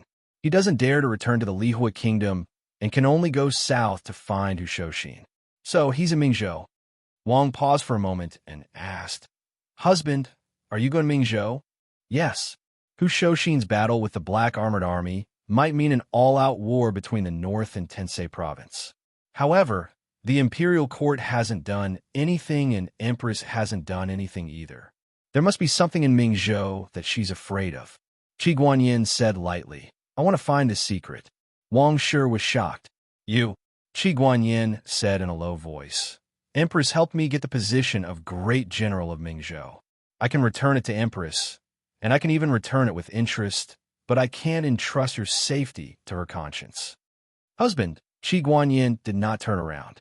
He said quietly, "It was the order Empress gave me to seize Death Messenger and Lone Walker. It was also the last thing I did for her. Apart from that, it doesn't matter if Hu Shouxin killed the Black Armored Army or if the northern faction fought the Tensei province. Since she didn't give any orders, it has nothing to do with me. Therefore, I will contact Hu Shouxin. I will even reach an agreement with him. Hu Shouxin has always looked down on me. He is a true soldier. I envy people like him. I envy that he has a—" He shook his head. "Unfortunately, we have to fight because Long Wanda is most likely with him. This is also an opportunity. I will try my best to get a promise from him." He turned around and looked at his wife. He said softly, "I want a promise that will make Empress hesitate. I want a promise that will make you wait for my return safely." Wang Shi's eyes were filled with tears. She suddenly said, "Husband, actually I am." Qi Guanyin reached out and pressed her lips. He smiled. "You are my wife. Since we married, you have been with me all the way until now. Inger, since I took off your veil until now, I am very grateful. I am grateful that the heavens gave you to me. I am grateful for everything you have done for me." Wang Shi grabbed her husband's gauntlet tightly and finally shed tears. "Husband, all right, don't cry. Let me decide the national affairs." Qi Guanyin smiled. "But first, we have to solve the problem of Wang Yin and bring him back safely." At the mention of her younger brother, Wang Shi could no longer be bothered to cry. Instead, an exasperated expression appeared on her face as she said, This useless bastard. How dare he cause trouble at this critical juncture? It's time to teach him a lesson. I hope this lesson will make him focus on practicing martial arts because his brother-in-law won't be able to shield him from the wind and rain anymore. It's his turn to protect his sister." Qi Guanyin said gently, "Don't be angry. I'll save him." Wang Shi said worriedly, "According to Li Huan, the person who kidnapped him is very good at martial arts. I know. This kind of young expert is full of youthful vigor. After teaching Wang in a lesson, he called me over to pick him up. He wants to challenge me." Qi Guanyin smiled. "I'm already past the age of fighting, so I won't fight him alone. When I arrive with my army, I'll let him understand how weak and insignificant a person's martial arts is in front of an army of thousands of men and horses." Wang Shi said worriedly, "Husband, you mustn't underestimate the enemy. According to Li Huan, his maidservant is also very skilled. He's most likely an elite disciple from a major clan or sect. He brings his beautiful maidservant around to stir up trouble. Don't worry." At this moment, Qi Guanyin's mind was filled with thoughts about the incident in Tensei province and Hu Shouxin. In his opinion, it was a trivial matter for his brother-in-law to be taught a lesson by a martial artist. Wang Shi thought for a moment before she said, "There's one more thing." Li Huan said Qin Shanlai and the others are on their way to Ming province. They want to use Magistrate Lu's power to redeem themselves by surrounding the Zhang family and capturing hostages. Qi Guanyin was slightly taken aback. Then, he shook his head and said, "Although they're decisive, they don't have a plan. However, I can't blame them for not knowing anything. Right now, Lu Shoyan wants nothing more than to bite me to death. Qian Shanlai and the others are bothering him with this matter. He must be furious. I'm afraid he's already thrown them into prison." He thought for a moment before he said, "Lu Shoyan was once an imperial censor. The fact that he managed to become a prefecture overseer as an imperial censor shows that he's a scheming person. That's why he was like a raging fire when he was an imperial censor, but he's as calm as water when he's a prefecture overseer. A person like this is smart. He's good at disguising himself and won't meddle in other people's business. I'm sure he's waiting for me to clean up the mess instead of taking the initiative to contact Hushoshin. A smart person like him won't act on impulse. If I can help him solve the problem, I'm sure he'll welcome me with a smile. I'll need his help and support on this trip. He muttered to himself for a moment, as though he had made up his mind. Wang sure wanted to say something, but Qi Guanyin adjusted his helmet and pushed his wife to the side. He said softly, "Madam, I'll be leaving now. It's not far from Mingzhou. I'll be back in a few days at most.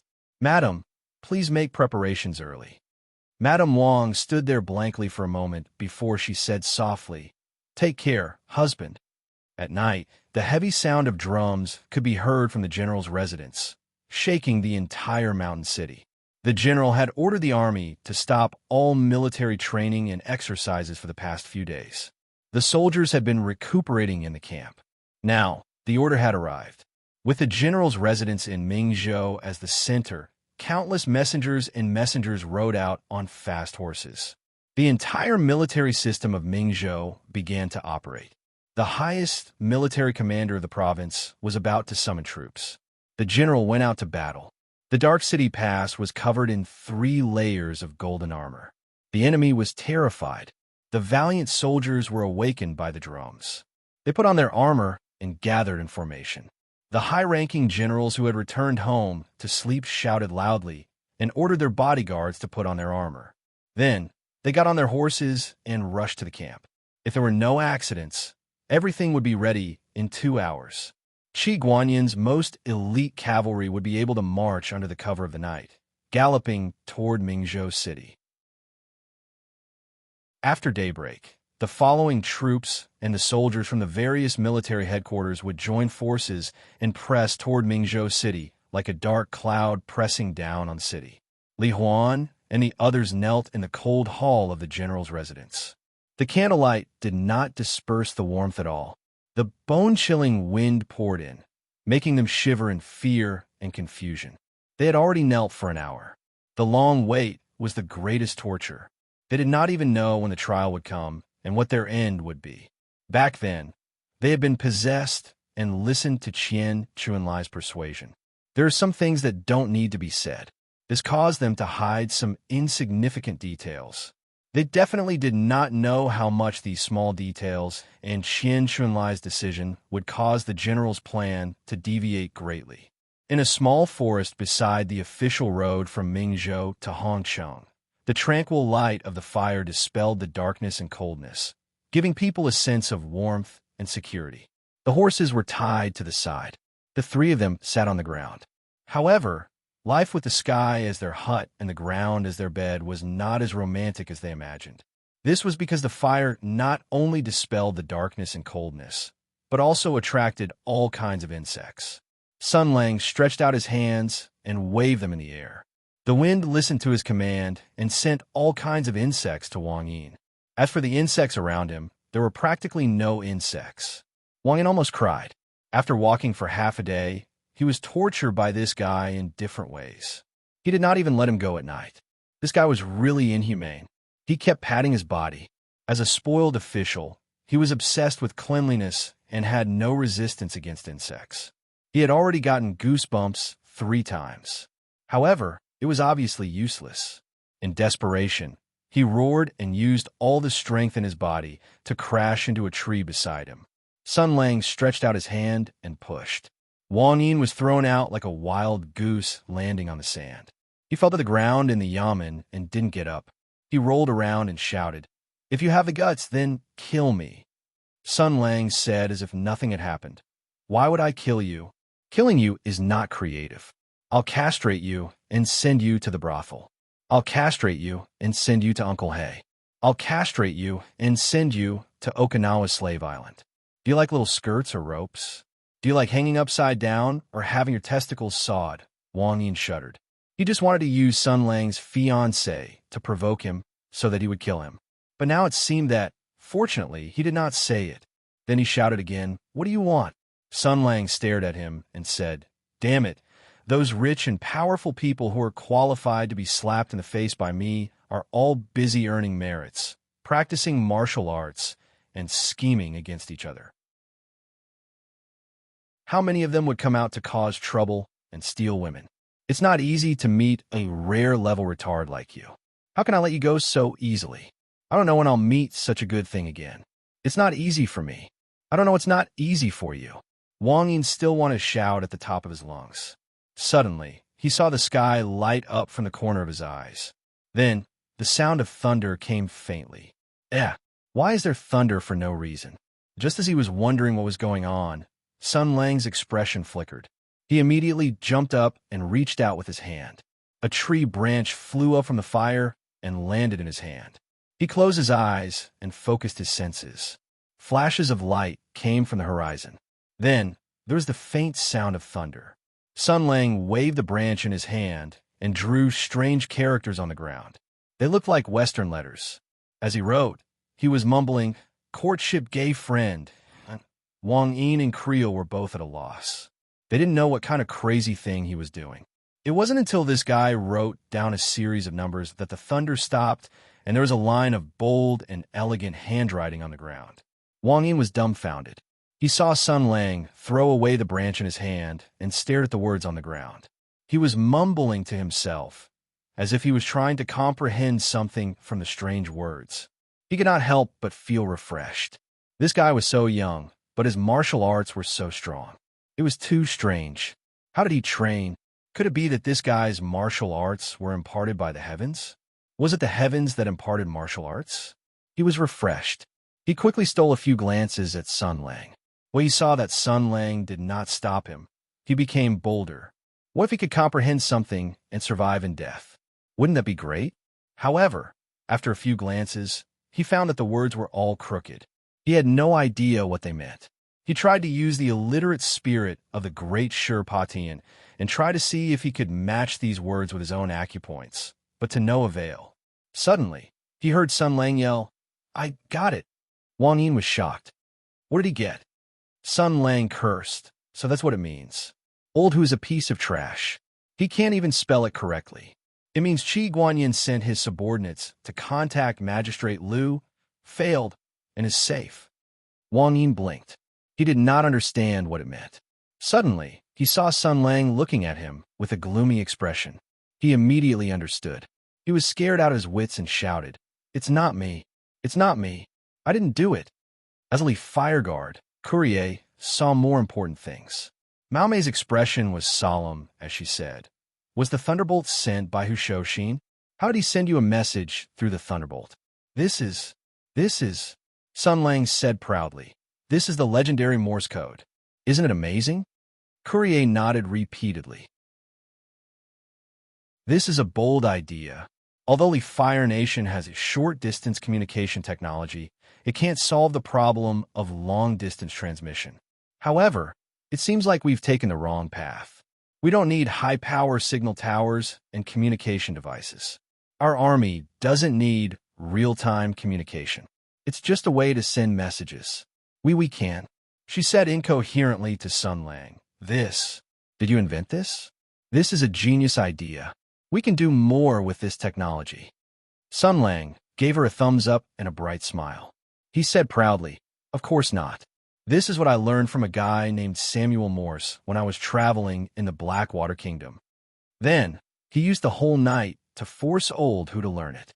He also taught him Hanyu Pinyin. With the encouragement of the last song of a wife and daughter, he finally let the retard learn it.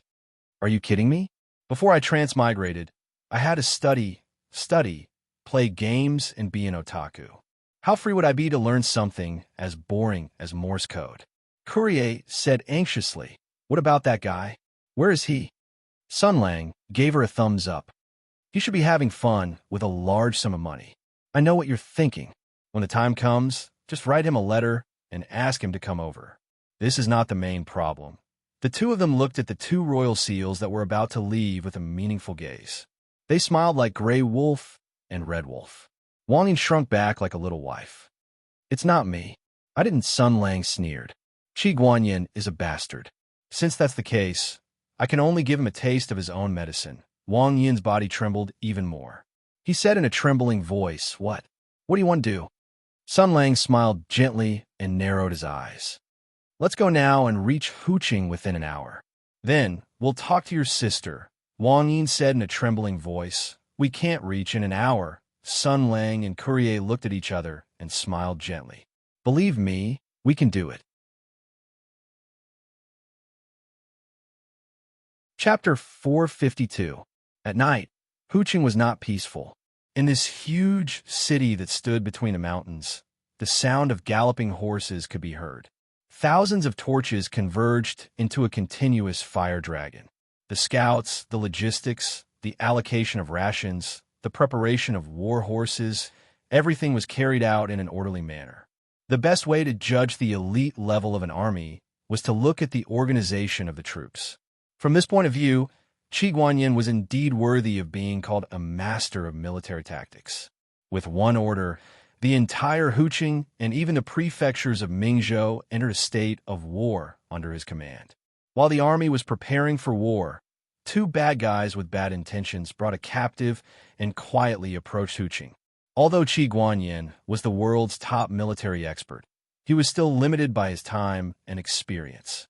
He did not have the awareness of air control and air defense. He would never have thought that the enemy would come from the sky. Along with an almost inaudible whimper of despair, under the cover of the night, a black shadow that looked like a dumpling whizzed down from the sky and crashed to the ground. The black shadow struggled in the air like a dying great green insect. It was a person who was tightly bound. If he fell to the ground, the terrifying impact would instantly shatter his internal organs and bones, turning him into a dumpling. However, the moment he was about to kiss the ground, a white shadow appeared on the ground like a ghost and caught him firmly in its hands. Safe landing. I hope you have a prophetic joy for the paratroopers of the future. Sun Lang threw the imperial seal to the ground and shook his right hand, muttering, Damn it, it's quite heavy. Then, the sound of wind whistling came from the sky again. Sun Lang looked up and saw two individual gliders spreading out like bat wings in the night sky. Courier rushed down against the strong wind. She waved her hands in the air, and two chain darts flew through the air, latching onto the ground and a wall. Her graceful figure glided through the air at a low altitude. The chain darts were constantly retracted and fired. She circled back and forth a few times to neutralize the force of her fall and landed steadily on the ground. Sun Lang whistled. Like you. Bruce trap. What do you mean? Courier withdrew the locked darts and shook the two gliders a few times. It was unknown what method she used, but the two huge wings turned into a soft cloak, which she casually draped over her back.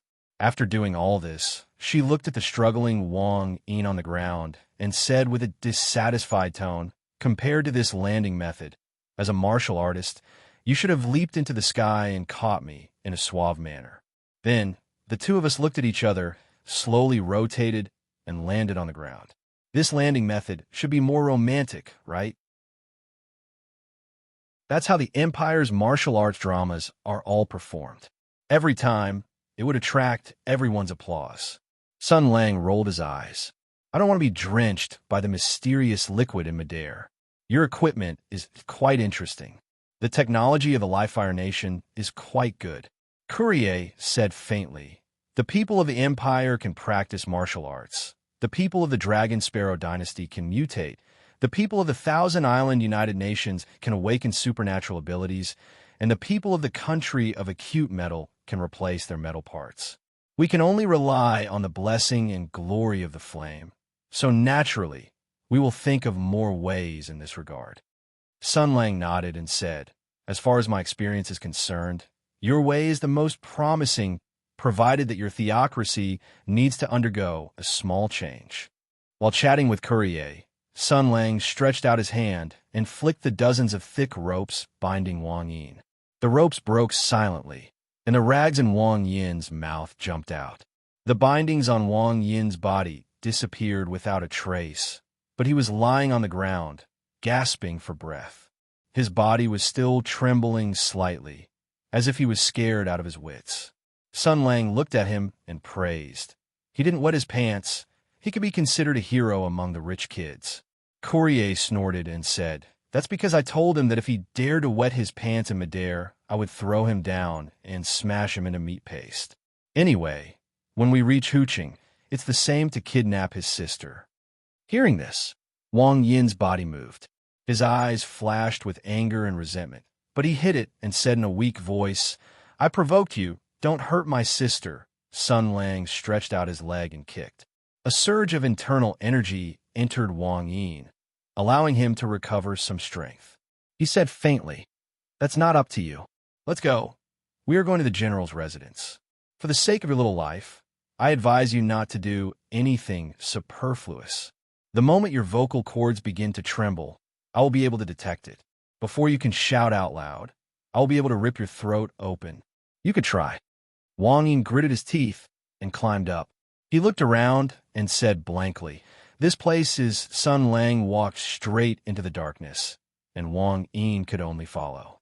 Courier brought up the rear. The general's residence was high up in the sky, and in the entire Huqing, one could see the majestic residence just by looking up. No one would be able to recognize the wrong way. The sound of horse hooves could be heard from afar. Across the street, a group of cavalry whizzed past. Wang Yin could faintly see the light from the torches. His heart thumped wildly, but in the end, he gave up on the thought of asking for help. Huqing was divided into inner and outer cities. The place where the three of them landed was close to the inner city. They walked and stopped under the cover of darkness.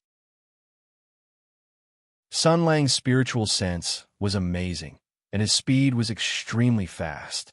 Every time, he could avoid the patrolling soldiers and the dispatch soldiers. Just like that, they arrived at the foot of the inner city wall. He raised his head and listened for a moment. He saw the patrolling arrangement on the city wall.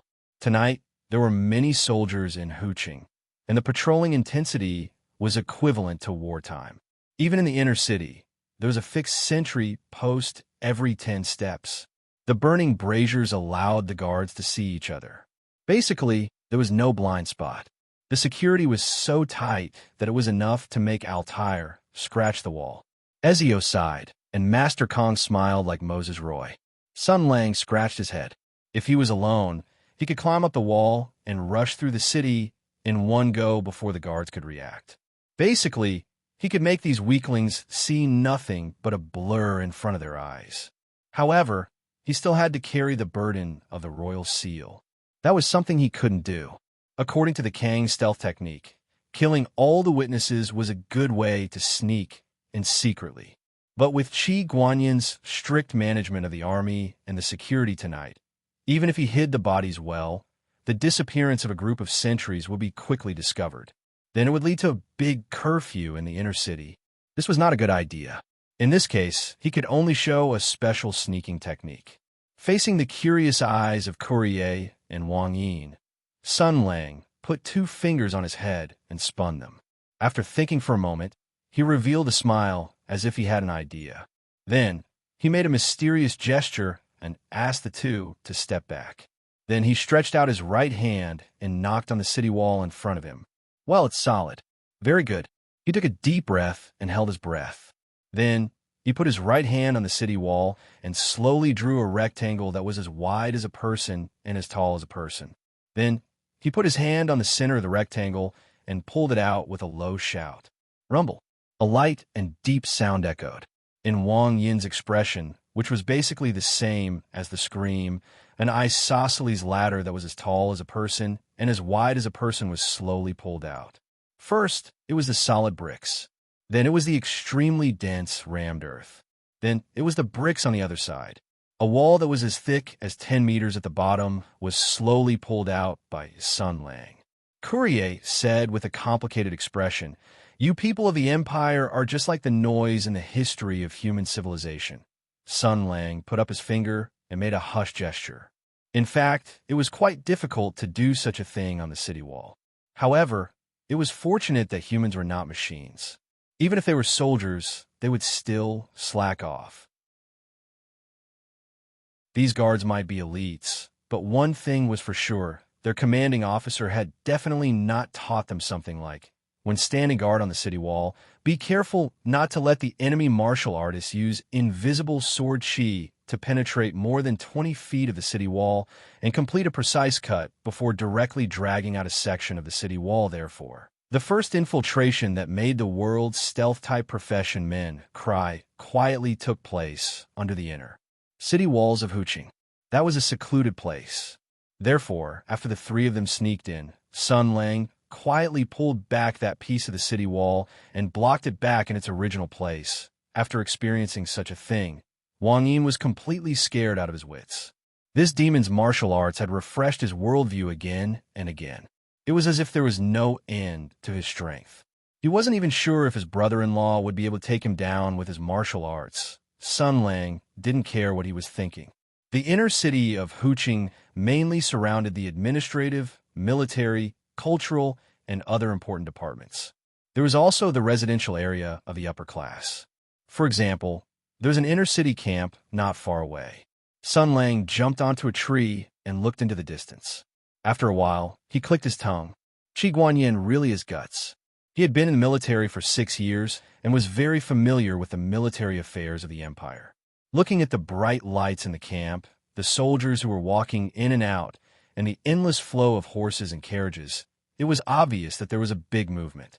Connecting it to the movement frequency of the soldiers outside the city, he could completely deduce what Qi Guanyin wanted to do.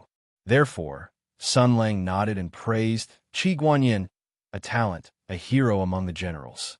I said that he was only allowed to bring his own troops, and he really didn't hesitate.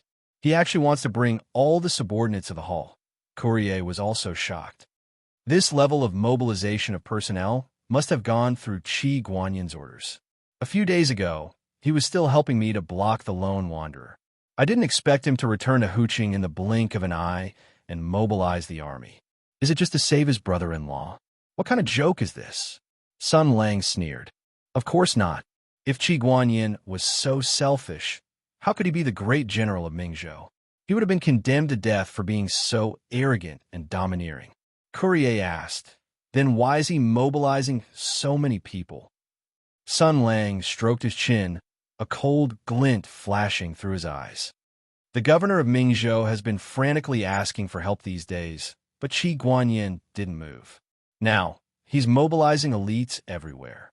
It's obvious who they're targeting. Don't forget, he's a lackey of Tensei province. But where does he get the confidence to think that it's useful to have more people? He jumped down and muttered to himself. And what is that woman plotting? Humph, I know. Qi Guanyin doesn't know that I'm still alive. We only wrote letters to each other back then. We weren't close. He doesn't even know what I look like or who I am. He only received that woman's order to deal with me. In other words, he's already been abandoned. Courier asked, abandoned? Then what's the purpose? Sun Lang's eyes were burning. Of course, to be killed by me. Unlike Xiong Er and Qin Hui, this matter isn't something I can talk about. Once a provincial general dies in my hands, then I'll be in an extremely passive position in the empire. But the question is, what method did that woman use to make Qi Guanyin willingly die? Mao Mei asked, why don't we just charge into his tent and ask him clearly? Sun Lang shook his head. That's not right. If Empress has something on him, or if he has a deal with Tensei province, I'm afraid they'll start fighting immediately after meeting. There won't be any buffer. It's like playing cards. If he wants to fight without saying anything, we have to draw a good card. He made up his mind and waved at Wang Yin. Let's go. Hong Chung is gathering the troops. Your brother-in-law must have gone to the military camp. In other words, his lair is empty. Let's go and make friends with sister-in-law. Wang Yin's legs trembled. He had already made up his mind that if the other party wanted to harm his sister, he would not say a word even if he was beaten to death. But after witnessing Sun Lang's godlike, terrifying strength, his heart was greatly shaken. The current situation was that even if he did not say a word, this fellow could directly run to the general's residence to commit murder and arson, and no one could stop him. He trembled. You're a peerless master. You're a man of your word, right? Sun Lang blinked his big pure eyes. Yes, we all have character in the world of masters. Then he said, I can take you there and let you see my sister. But you have to promise me that no matter what, you won't hurt her, or else my brother-in-law won't rest until you're dead. I know. I know that your brother-in-law is the #1 man in the empire who respects his wife. Sun Lang said with a smile. Don't worry, we just want to see your sister to have a good chat with your brother-in-law. I don't look like an idiot. Why would I become enemies with your brother-in-law for no reason? That's good. In the general's mansion, in the general's bedroom, Madame Wong sat by the bed, secretly crying. Her body trembled slightly. The woman held a jade hairpin in her hand. It was sparkling and translucent, with a gentle and charming luster. She gripped the jade hairpin so tightly that her hand turned white from excessive force. Her expression changed several times, and no one knew what she was thinking. Tears fell down like beads from a broken necklace. After a long time, a trace of determination flashed in her eyes. Then she leaned towards the bed, as if she was looking for something. But in the next moment, her expression changed, because there was a soft knocking sound coming from outside. Her body suddenly tensed up, and she said warily, "Who is it?" A malicious voice sounded. The male university student next door who works part-time as a tutor, a water delivery man, a gas worker, and other caring jobs. He's strong and energetic, and he's never had a girlfriend before.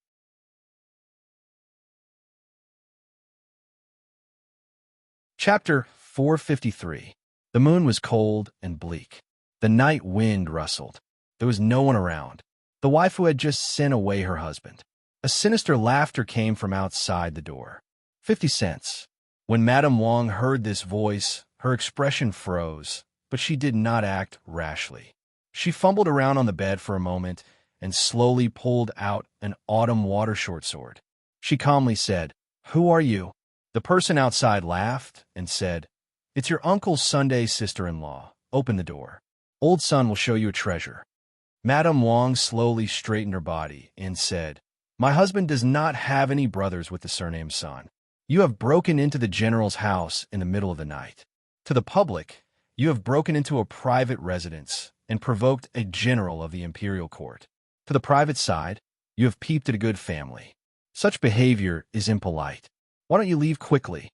The thief outside sighed and said, "If I leave just because you tell me to leave, wouldn't it make me lose face?" Madame Wong was tiptoeing towards the bookshelf at the side. Hearing this, she said, "Then why do you come at such a time? If it's for money, the general's house will recruit talents from all over the world. They will receive a high salary and a high position. If it's for money, my husband is gathering soldiers at the camp. You can go and write a letter of challenge. You can learn from each other and have a good fight. But why do you come to my door in the middle of the night and make things difficult for a little woman like me? Why don't you leave? My husband has a thunderous temper. If he hears about this, he will not forgive you. He is a general of the imperial court. Don't play tricks on him." There was a moment of silence outside. Then the person said, "Damn it, I'm just being polite to you. You are panting. Where are you going?" Madame Wong was shocked. She did not care about anything else and rushed towards the bookshelf. There was a secret passage there. As long as she escaped into it, she would be blocked by a stone wall. Even if the intruder's martial arts were 10 times stronger, he would not be able to hurt her. The woman's heart was in her throat. She raised her power to the extreme. Like a flash of lightning, she rushed out and grabbed the hidden button on the left side of the bookshelf with her left hand. With a muffled sound, the bookshelf and the wall behind it began to rotate. The wall quickly turned Madame Wong to the other side. She clung to the bookshelf tightly. Her heart was pounding. After a few breaths, Madame Wong did not have the time to be thankful that the intruder was slow.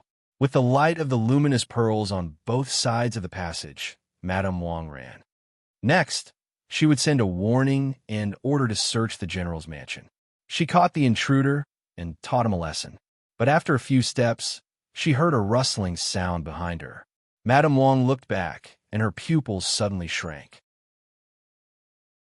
She saw that the sturdy bookshelf, the books, and the hard stone wall seemed to have been corroded by thousands of years. They were constantly weathered into sand and then collapsed into pieces on the ground. A man stepped on the powder on the ground and walked in. The bright light from the bedroom behind him was blocked by his figure, leaving only the remaining light, which made his figure look dark and scary. The voice was very young. He said, "Sister-in-law, if you run again, you'll have to eat your uncle's stick." Madame Wong panicked and stepped back. Her whole body was pressed against the wall next to her. She looked at Sun Lang in fear. She looked miserable, and her voice was pitiful. She was originally a beautiful lady. When she acted so weak, it showed a different kind of charm. It was easy to arouse the desire of men. Don't come over. I am the wife of the general." Her words were very sophisticated. She deliberately showed her noble status. It should be known that a woman's noble status was added to her charm. It was obviously more exciting to have a high and mighty lady under him and watch her cry and pleasure than to have sex with a big sister in a brothel. The man seemed to be fooled. He strode towards her. Madame Wong let out a helpless whimper like a small animal, which made her look even more delicate and seductive. But the moment the man came closer, the helplessness in her eyes suddenly became cold. The dagger hidden behind her was like a poisonous snake's tongue, stabbing towards the man's throat. However, this surefire attack met with an unimaginable obstacle. Halfway through, the dagger was entangled by an invisible force. The air became sluggish and sticky, wrapping around the dagger in layers. Then, she felt a pain in her wrist. The dagger's blade crumbled into iron shavings on the ground, leaving only the bare hilt in her hand. Sun Lang disdainfully said, "You're already so old. Don't you feel ashamed? Do you want to go out by yourself? Or do you want me to help you? Since you're Qi Guanyan's wife, let me remind you, you better go out by yourself. Don't make me drag you out. It's not easy for you to get married. Don't give him a chance to forgive you." Although this guy's words were very strange, Madame Wong easily understood the main point. Wong bastard. Since when was this old lady old? She gnashed her teeth in hatred. But the ghostly martial arts that the man just showed made her very frightened. In front of such a strong man, she had no chance. Madame Wong was indeed a fierce woman from a family of generals. She was also the wife of a famous general. Her ability to judge the situation and size up the situation was perfect. She didn't say much. She directly passed by the man, walked out of the corridor, and returned to the bedroom. When her eyes adjusted to the brightness again, she saw another person standing in the room. She was wearing a thick cloak and a veil, but her eyes were like the blue sky in the mountains. They were clear and empty, with the purity of snow and the sharpness of an eagle. An extremely beautiful barbarian woman, Madame Wong thought. Speaking of which, it was quite pitiful, because Madame Wong's family management was very strict. General Qi Guanyin was shrouded in the tyranny of monogamy for a long time. Not to mention taking concubines, he didn't even dare to look at the maids and servants. In front of Madame Wong, he would never mention other women. This caused many not serious and serious consequences. One of the consequences was that when Qi Guanyin mentioned the death messenger, he didn't dare to say that the other party was a barbarian woman with very beautiful eyes. As a result, Madame Wong didn't even think about it. At this moment, Madame Wong didn't pay too much attention to the woman in front of her, because she saw the man who was lying on the ground and was tightly tied up. "Adi," she exclaimed, "why are you here?" The mouth in the small yamen was gagged again. Looking at her, the rims of his eyes were red as he whimpered. Madame Wong was very distressed. She didn't care whether the two people around her were friends or foes. She took 2 steps forward and pulled out the rag from Wang Yin's mouth. Wang Yin retched twice and gasped for breath. He shouted, "Sister." Madame Wong reached out to untie the rope on Wang Yin. However, the person who tied him up was the Empire's #1 rope master. Even if it was a man, it wasn't something that a general's wife could untie. Just when she was busy in vain, Sun Lang slowly walked out from behind. "I told you to see a treasure, but you ran away and didn't even care about your precious brother." Madame Wong turned her head and glared at him. "Who are you?" Sun Lang stretched his body. Those lucky escapees didn't come back to report. Madame Wong was a smart person. When she heard this sentence, she understood. She suddenly stood up and stared at Sun Lang. She gritted her teeth and said, So you were the one who kidnapped him. You actually dared to deliver yourself to my doorstep. Sun Lang said indifferently. You speak as if this is a tiger's den.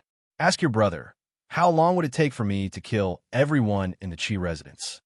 Before Madame Wang could speak, Wang Yin shouted, You promised not to hurt my sister. If you have any problems, come at me. I'm the one who provoked you. She's innocent. I feel that your words are a little strange. Sun Lang said in a subtle tone. All right, shut up. I'm from the sect that takes in everything. I'm not interested in your sister. Wang Shi shielded her brother behind her like a mother hen protecting her chick. She looked at Sun Lang and said, My brother has offended you, and I apologize to you. Since you have sent him back, then this matter is over. The general's residence will not pursue the crime of you killing the soldiers of the residence. You may leave now. You're in such a hurry to chase people away. Are you in a hurry? Sun Lang was slightly surprised. Who does your brother think he is? Is he worthy of me sending him back? This kind of idiot, I could have just killed him. I didn't expect him to be your brother. It's the first time we meet, so I have to give him a greeting gift. I've heard a lot about you, Madame Wang. Madame Wang's expression became vigilant. So you're saying that you came for me?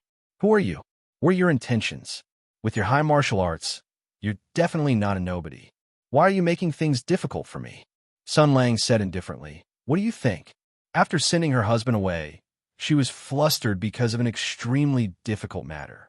Then, she met a strange man who was a suspect of kidnapping her brother. She didn't expect him to be the suspect of kidnapping her brother. Moreover, his martial arts were far beyond her imagination. There were only a few masters in the world. It was impossible for a peerless master to appear out of nowhere. Such a person appeared in Mingzhou and came for the general's residence.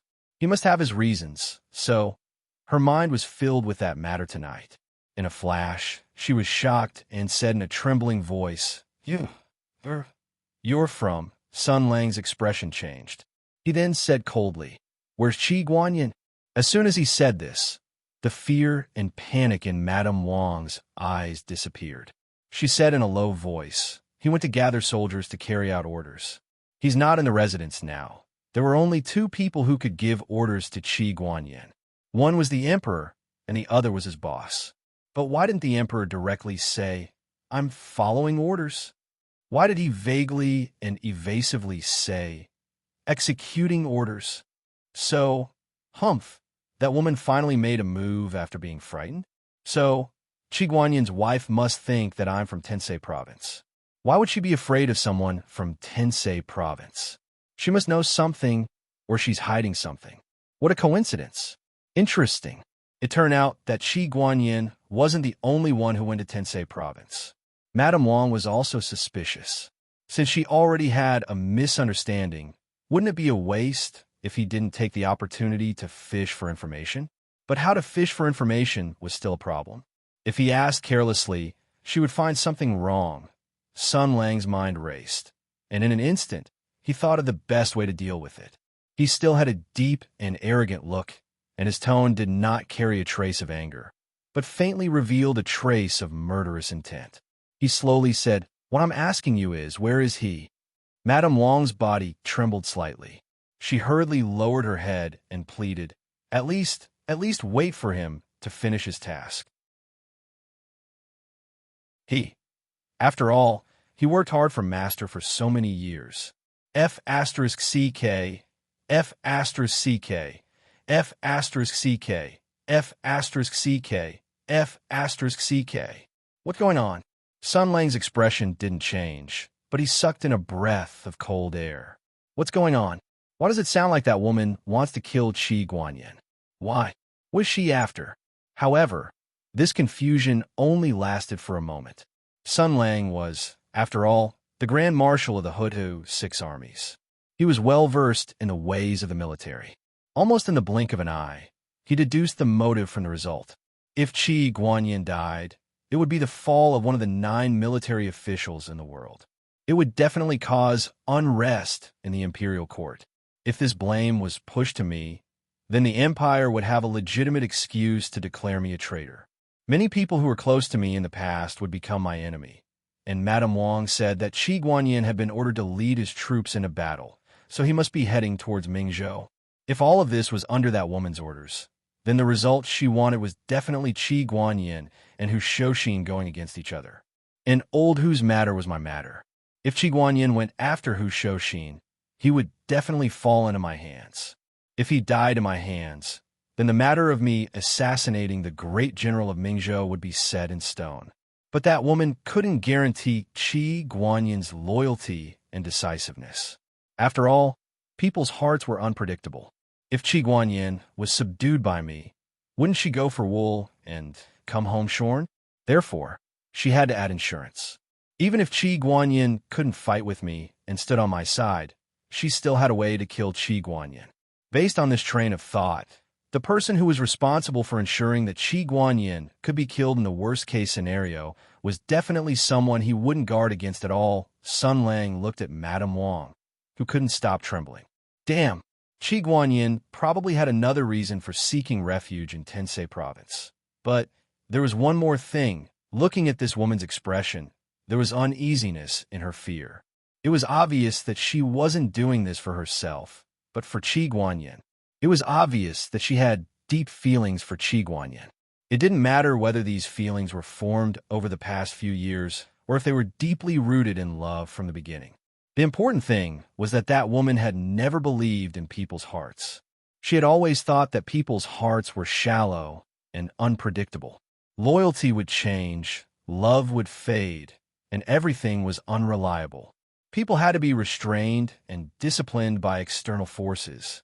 So, why did she think that Madame Wang would listen to her orders and kill her husband?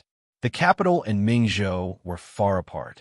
Even if they had family members as hostages and drugs to control them, these distant threats obviously wouldn't be able to control the impulse of a person's heart.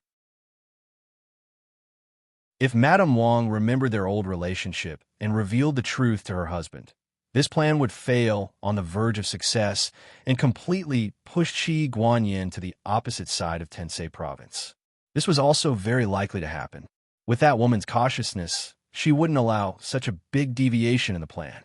So, she must have arranged another layer of insurance. What could it be?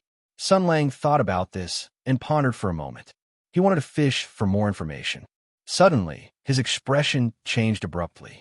He turned to look at Courier and asked in surprise, "What are you doing?" Courier had been listening from the side. He was amazed by Sun Lang's Oscar-worthy acting skills. He blinked and asked in confusion, "What?" But soon, her expression changed and she shouted, "Retreat." A loud whistling sound came from the sky. In the next moment, there was a loud bang. The roof was shattered and a huge steel hand broke through the roof. A thick and heavy cannon barrel protruded from the gauntlet. The constantly rotating muzzle lit up with a terrifying red light. The violent energy waves set off gusts of hot wind. Chapter 454. With a deafening boom, the tiles and wooden beams broke, sending debris flying everywhere. The gigantic metal hand descended from the sky and reached out with the black barrel of the cannon. As the cannon continued to rotate, the blazing flames shone with a dangerous red glow. Seeing this gigantic metal hand, Courier's eyes revealed extreme shock and confusion. In an instant, the dragon's breath cannon was fully charged. The violent flames were compressed into a point and then shot out from the cannon. It was like the breath of an evil dragon burning its bones and marrow. In just a few seconds, it would be able to ignite everyone in the house and burn them into pitch-black charcoal. No one would be left alive. That was how it should have been. When the dragon breath cannon was extended, Sun Lang took a deep breath in the face of the bright flames that were close at hand. After that, he roared, F***CK. Like a sudden clap of thunder, the terrifying explosion caused Wang Yin and Wang Shi to scream out loud. The normal air turned into invisible air blades mixed with sound waves, pushing back the dragon's breath that had been shot out. The blazing flames, along with highly effective combustibles, were pushed back into the cannon with a muffled boom. Sun Lang took 2 steps forward and punched that gigantic hand. His body of steel and flesh clashed head-on, as if two mountains had collided. With a deafening boom, that hand was pushed back. After repelling the enemy with a single blow, Sun Lang did not feel proud. Instead, he revealed a bewildered expression. He turned to look at Courier and asked, "What's going on?" Courier said in a daze, "I don't know." Sun Lang still wanted to say something, but then his expression changed. "It's coming again. Bring them out." The next moment, a series of explosions rang out from the roof. More tiles were forcefully lifted off, and over 10 flashes of sparks flashed in the darkness. Over 10 miniature rockets were shot out from the launchers, drawing dazzling arcs in the air as they came crashing down on the house. Sun Lang pushed back, and Wang Yin flew out of the room while screaming. Courier shot a lock dart and grabbed Wang Shi with one hand. The mechanism was retracted, and he flew out with her. In the next moment, the rockets came crashing down, turning the bedroom that took up quite a large area into a sea of flames. The high explosive released terrifying heat and impact, creating raging flames that engulfed everything. However, the raging flames suddenly came to a stop. Strong gales pressed down, and the flames subsided. Sun Lang's figure appeared in the ruins. He was completely untainted, and his white windbreaker fluttered in the hot wind. His distant gaze pierced through the deep night and saw the enemy in the air. It was another blazing angel. Its shape was like a soaring flame, and its 6 wings were blazing. With a fiery short sword in its hand, it stood in the sky like a red lightning bolt, like a cluster of obscure flames that flickered between bright and dark. Cryptic, yes, that's right, cryptic. It wasn't like Long Wanda's brilliance, nor was it like Curry's blazing flames, nor was it like Xiao Shenwang's blazing flames that burned peacefully and contained destructive power. The flames of this blazing angel could only be described as cryptic. It was like a bone-chilling burn. This was undoubtedly a blazing angel that had never been seen before. It was neither a death messenger, a lone wanderer, nor a chosen saint. It was unexpected that 3 of the strategic forces that the Kingdom of Fire was so proud of appeared in the Ming province at the same time. Sun Lang looked at the blazing angel in the sky and said casually, "The 3rd blazing angel. Is the Kingdom of Fire very well off recently? In that case, I'll increase the military budget for the Divine King. No matter where it came from, I'll take it down first." He squatted down slightly. Then, the surrounding flames suddenly spread in all directions. A white shadow flashed, and Sun Lang shot up into the sky like a cannonball towards the blazing angel in the sky. The blazing angel in the sky didn't retreat. Instead, it advanced. The thrusters on its back spurted out bright flames. Under the push of a terrifying force, it raised the fiery short sword in its hand and faced Sun Lang, who was shooting up into the sky. A cluster of blazing red light flashed on the visor of the helmet. It was like 2 meteors meeting in the sky. Sun Lang saw that the opponent was actually stupid to this extent and smiled slightly in his heart. Whether the Empire's martial artists or the departing Fire's firearms was a topic that had been debated for a long time. There really wasn't an accurate answer. For example, the number of people participating in the battle, the allocation of equipment, the battlefield's terrain, the morale of the personnel, and so on were all key factors that affected the outcome of the battle. It was really hard to say which one was stronger. However, the fact that the Empire's martial artists were locked in a stalemate with the departing Fire soldiers who were equipped with power armors and powerful firearms with their flesh and blood had already made the foreign devils extremely wary. That was the truth. The strength that the Eastern martial artists could unleash was comparable to the steel bodies and fiery weapons of the Blazing Fire Order with their own cultivation alone. Moreover, the higher the level of strength, the more obvious the difference would be. For example, as long as the experts at the level of the 7 Luminary Sword Saint were equipped with the Holy Sword of the Imperial Army, the strength of the Imperial Army that they could unleash would be enough to offset the Blazing Angel's advantage in long-range firepower.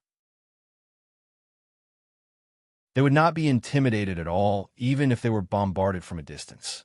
Once the Blazing Angel was approached, it would only be beaten up. That was because no matter how powerful the blazing angel's armor was, it was still a machine controlled by a man. The former's understanding of strength was far above the latter's. Although Sun Lang had lost the holy sword, his situation was very special. Even if the background of time was set in the long hundreds of years since the founding of Hoodoo and the two great wars of Heaven's origin until now, his achievements, battle records, and combat ability were still outstanding compared to the previous generations of sages who had founded the country. Perhaps he could even earn himself the infamous reputation of my brother's son of society, ruthless, and talkative. When such an extraordinary level sword saint encountered a blazing angel that wanted to fight him in close combat, the result was no longer just beating him up. It was more like tearing him apart. It should have been like this. At the moment when the sword aura collided with the blazing dagger, Sun Lang's expression changed again. He let out a soft cry of surprise.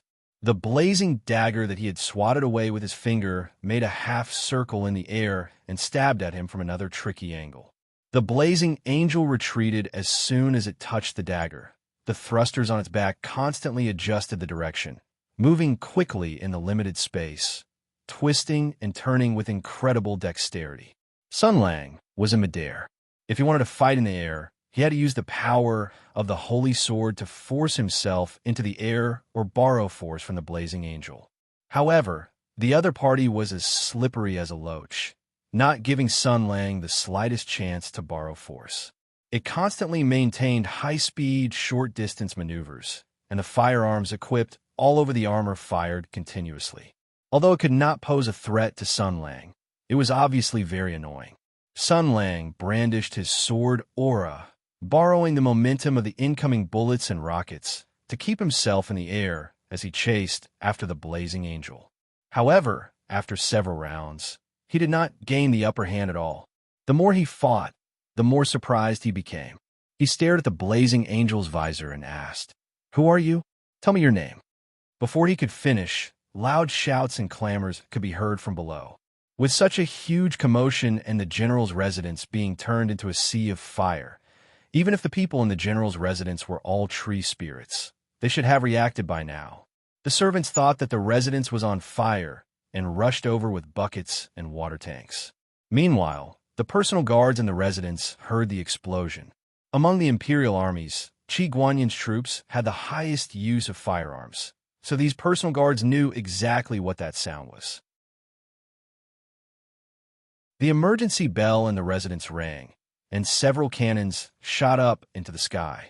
Several groups of armored soldiers rushed over with long and short weapons in their hands. Seeing this, Sun Lang's expression changed slightly. Even if the entire army of Huqing rushed over, he would not be afraid. However, the current storyline was not about Huqing being unparalleled. His biggest and only goal was to instigate Qi Guanyin and pull him under his banner. He also wanted to preserve the military forces under his command as much as possible. If it was not necessary, he could not start a massacre. And the key to all of this had already fallen on Qi Guanyin's wife. Thinking of this, he immediately made a decision and shouted, "Courier, where is your iron armor Xiao Bao?" KRYL, who had been on high alert all this time, immediately summoned the death messenger. But the next moment, her eyes turned sharp, and a sharp blade popped out of the wrist guard on her right hand, blocking Wang Shi's silent palm strike. Then, she suddenly retreated.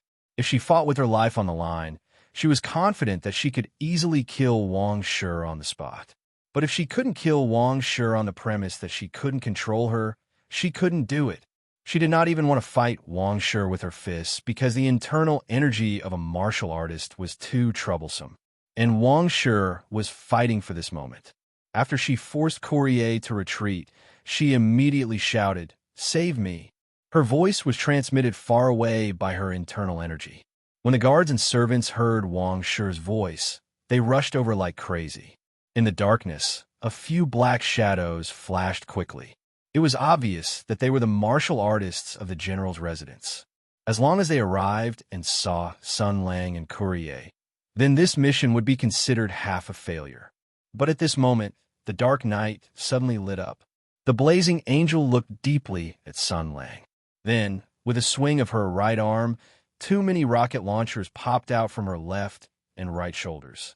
In one breath, dozens of rockets were shot out. Half of them were shot in all directions of the general's residence, and the other half were directly aimed at the 3 people on the ground. Sun Lang suddenly swung his palm. Sword Chi was blazing and sent the blazing angel flying. Then he swooped down and flicked his 10 fingers, exploding the dozens of rockets that were falling down in a dazzling manner. He also exploded the other rockets, but there were still many that could not be saved in time. They exploded all over the general's residence, setting off raging flames. Who knew how many people were injured, greatly hindering the speed of their arrival. Soon, a whistling sound came from the sky again. That sword chi did not cause too much damage to the blazing angel. The blazing angel's ejector burst out a bright stream of flames and came from another direction.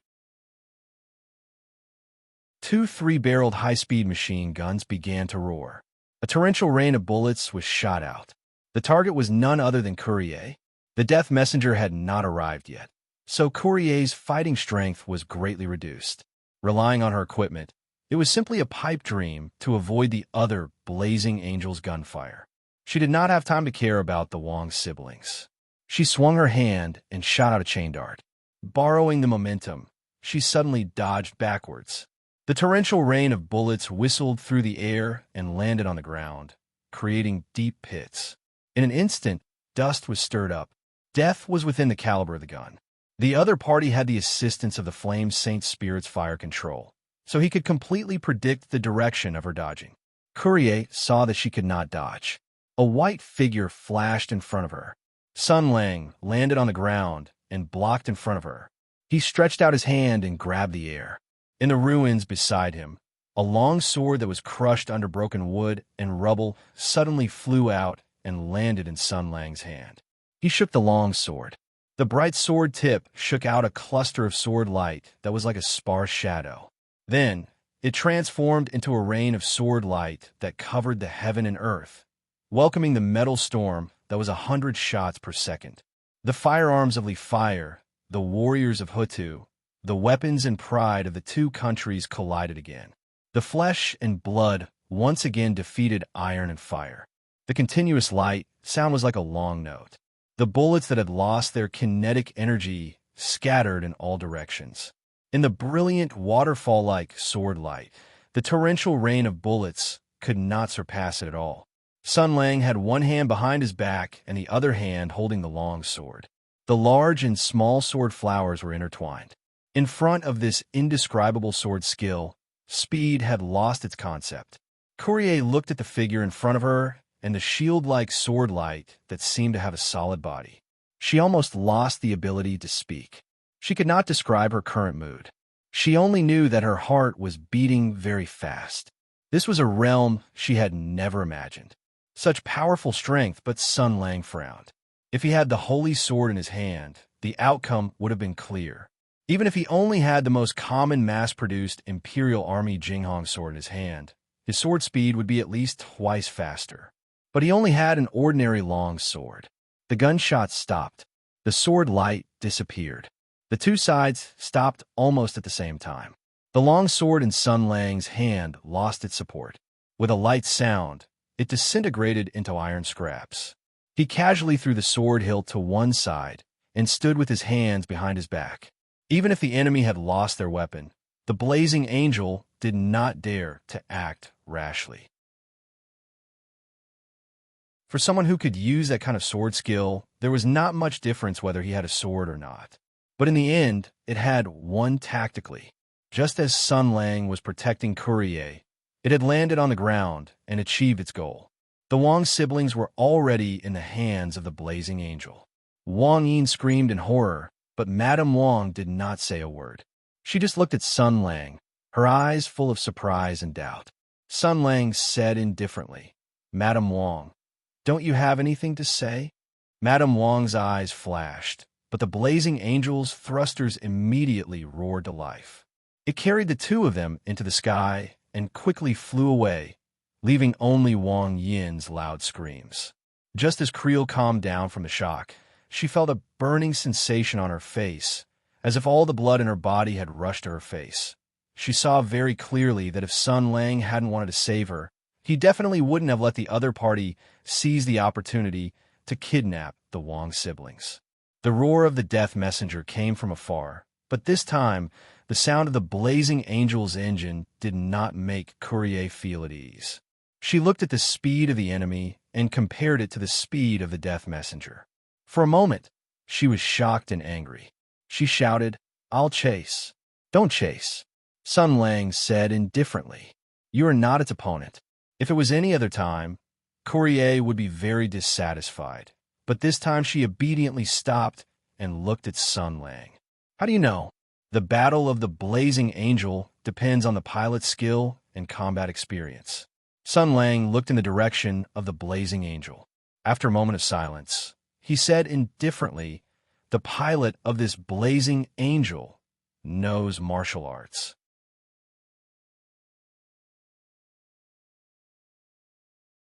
Chapter 455. The pilot of that blazing angel knows martial arts. Sun Lang said beside the blazing fire. Courier was stunned for a moment before she realized what Sun Lang was talking about. She sucked in a breath of cold air and said in shock, "What did you say? That's impossible." Sun Lang listened for a moment and said indifferently, "This isn't the place to talk. Let's go first." The great general's mansion was attacked by heavy firepower. A terrifying steel giant descended from the sky and not only flattened the great general's mansion's residence, it also unleashed rockets. Considering that the great general's mansion was built at the highest point in Huqing, it meant that if anyone in Huqing raised their head, they would be able to see the faint flames flashing in the direction of the great general's mansion. This was the most severe provocation to the Mingzhou military and the imperial government. What was worse was that the general's wife and brother-in-law had been King kidnapped in public. In other words, Qi Guanyin, one of the only 9 Jinzhou generals in the world, had been slapped in the face twice in one night in front of everyone in his lair, Huqing. After such an embarrassing incident, the kidnappers had long escaped. If Sun Lang and Li Lanfeng were caught red-handed by the people from the great general's mansion, then they wouldn't be able to clear their names even if they jumped into the Yellow River. Courier expressed her agreement. The only consequence of staying here was that they would be treated as suspects and would inevitably have a fierce battle with the great general's mansion. Even if they expressed their willingness to wait for communication, they would definitely be ordered around and guarded against. Even she couldn't be bothered with that kind of attitude, let alone Sun Lang. Therefore, she ordered the death messenger that was about to arrive to immediately change direction and escape far away. Then, she followed Sun Lang and left the scene of the crime. The great general's mansion was currently in chaos. However, because it had just been bombarded by rockets, it hadn't formed a tight encirclement yet. Sun Lang was one of the few great experts in the world. Even if he brought Courier along, it wasn't difficult for them to avoid the poorly organized search and capture. The two of them walked in silence in the dark. From afar, they could hear the shouts of the people and the cries of the maids. Tonight, the general's mansion was attacked. A group of people would definitely be implicated and punished. They were all people who had no choice. However, Courier did not have the leisure to pity these people who had nothing to do with her. Her heart was filled with doubts, shock, and confusion. Too many things had happened tonight that she did not understand. The two of them were getting further and further away from the fire. Seeing that there was no one around, Courier couldn't help but ask, "You just said the driver knows martial arts? That's impossible." Sun Lang said calmly, "The truth is right in front of us. My feelings can't be wrong." Mao Lemay shook her head forcefully. The Order of the Blaze would never allow imperial martial artists to join the ranks of the Blazing Angels. The only exception, like Aijiro, was only granted the Blazing Sun armor, and the Cardinals never allowed her to join the Order. Even if it's just in name, Sun Lang said calmly. But this driver has indeed displayed combat skills that are no different from martial artists. This kind of instinctive combat awareness is not something your combat driving training can teach. Courier still insisted on her opinion. "This is ridiculous. It's unbelievable," Sun Lang snorted. Although the ancient Mecha school has become the tears of the era, it still existed. What's there to be surprised about? Courier's expression was strange as she said slowly, Lihua and Hutu share a border. Over the years, there have always been high-level personnel flowing between the two countries, be it official or civilian. The theocracy has been recruiting imperial martial artists, but they only invite them to be instructors or to join the special forces. Very few of them are granted power armors. Being wary of the imperial people is one reason, but the other reason is she paused for a moment and then said, just as the people of Lihua find it difficult to practice martial arts, the martial artists of Hudo Empire are not good at operating complicated power armors. They lack enough faith and understanding of fire, so it is difficult for them to resonate with the sacred spirit of the blaze. They are even more at a loss when faced with the complex information flow generated when operating power armors.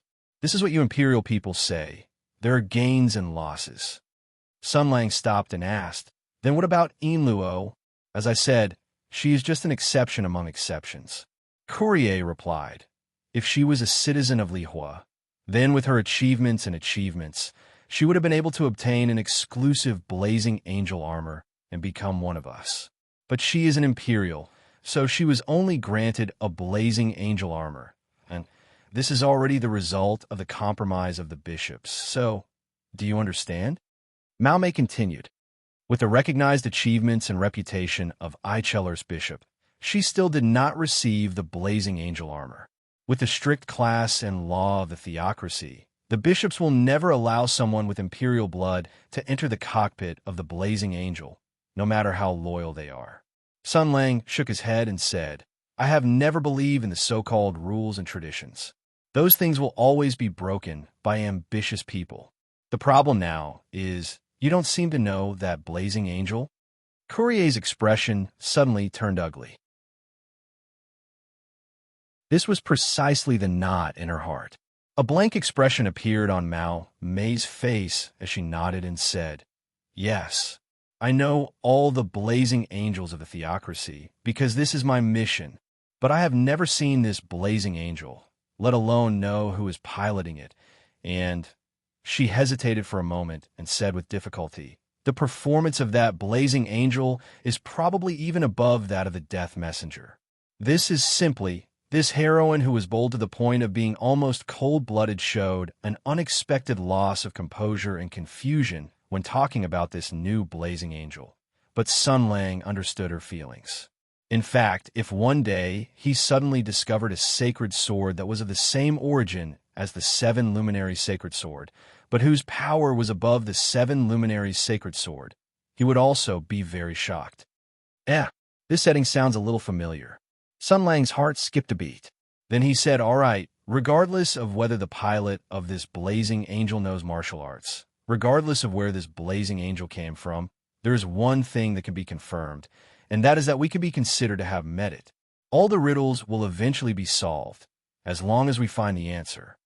Courier stared blankly for a moment, then nodded and said, yes, no matter what, we have to hunt down and capture that blazing angel, and then we will know everything we want to know. She raised her head and glanced at the dark night sky.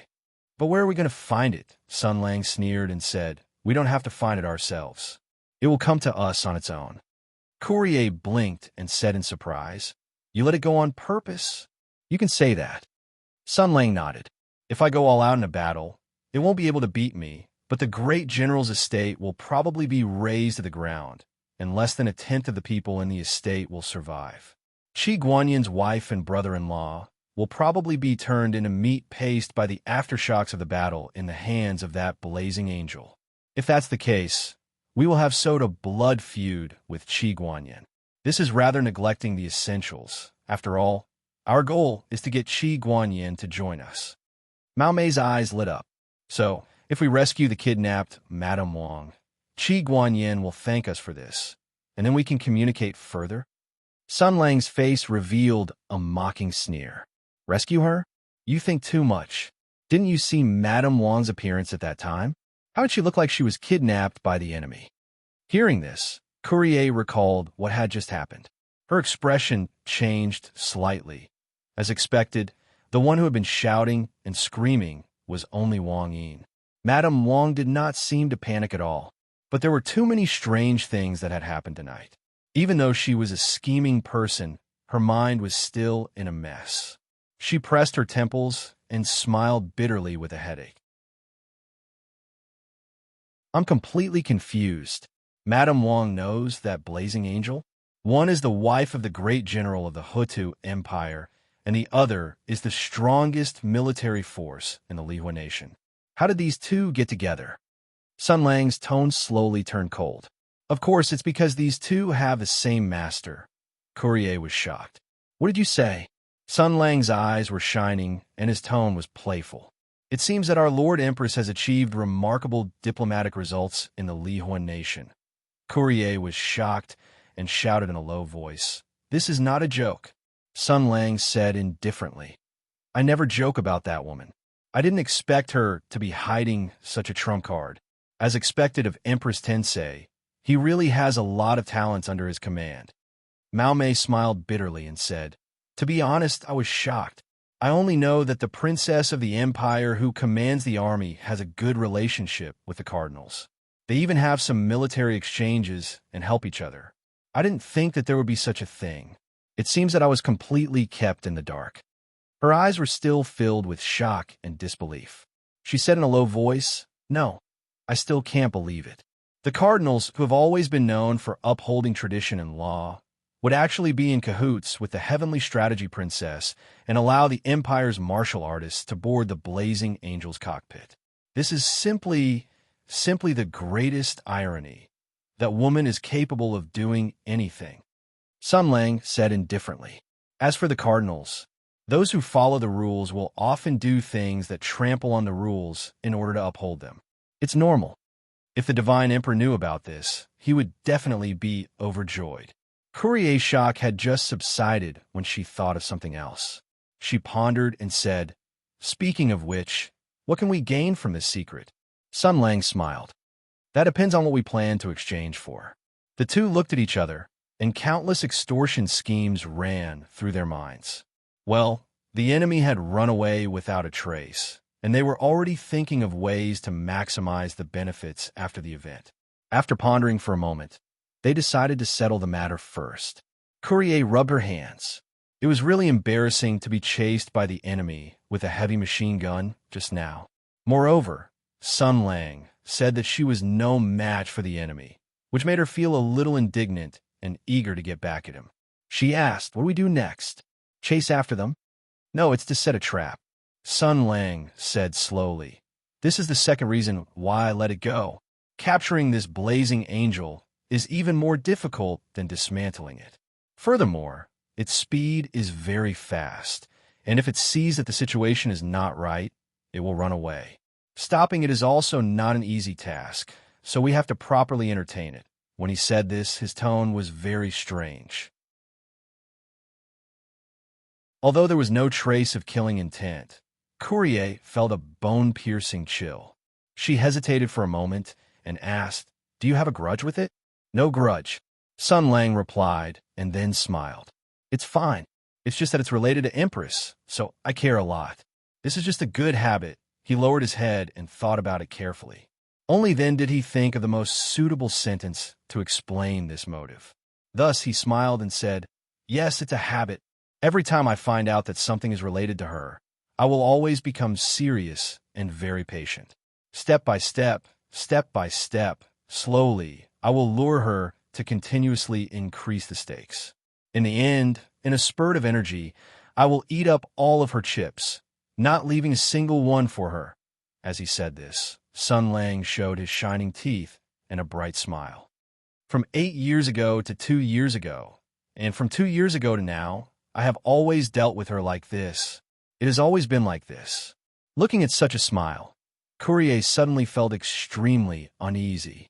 Her beast-like intuition told her that there must be unimaginable blood hidden under this bright smile. It was far beyond her imagination. "Okay, let's start the first step of the plan," Sun Lang said. "The enemy's goal is simple and clear. They probably want to frame us. If that's the case, we will disrupt their plan. From the time Qi Guanyin ordered the soldiers to the time the general's mansion was set ablaze, it was less than 2 hours. The general was still listening to the reports from the generals in the inner city camp when he saw the cannon rising from the direction of the general's mansion. He was so shocked that he rushed back first. However, the camp was not close to this place. When the general rushed back, the bedroom was already in ruins. The air was filled with the smell of burning, and faint smoke could be seen rising from the ruins. Qi Guanyin's heart felt as if it was hit by a hammer. He pushed away the soldiers in front of him and rushed over. He shouted loudly, "Ing-er! Ing-er! Ing-er, where are you?" He shouted a few times and grabbed the housekeeper beside him. His eyes were red as he said, "What's going on? Who launched the attack? What is going on? Where is Madam?" The head steward of the general's residence was an old man who had served his family for generations. Hearing this, tears streamed down his face as he repeatedly said, "Great General, this old servant is useless. Madam has been kidnapped by thieves." Also, when this old servant rushed over, I heard young Master Wang Yin's miserable cries. He seemed to have been kidnapped as well. Wang Yin? Qi Guanyin was stunned. Wasn't that kid captured by the son-in-law of the Zhang family? He said sternly, "Who kidnapped Madam?" Before the housekeeper could answer, a red lightning flashed in the sky. The burning phoenix turned into a mighty six-winged human figure. The death messenger stood in the sky. Courier's voice came from it. "General Qi, long time no see." The housekeeper looked and shouted angrily, "It's her. The one who kidnapped Madam is a flying iron giant." Courier laughed and said, "It's me, yes. Qi Guanyin, your wife is in my hands. If you are willing to make a deal with me, I will guarantee her safety. How about it?"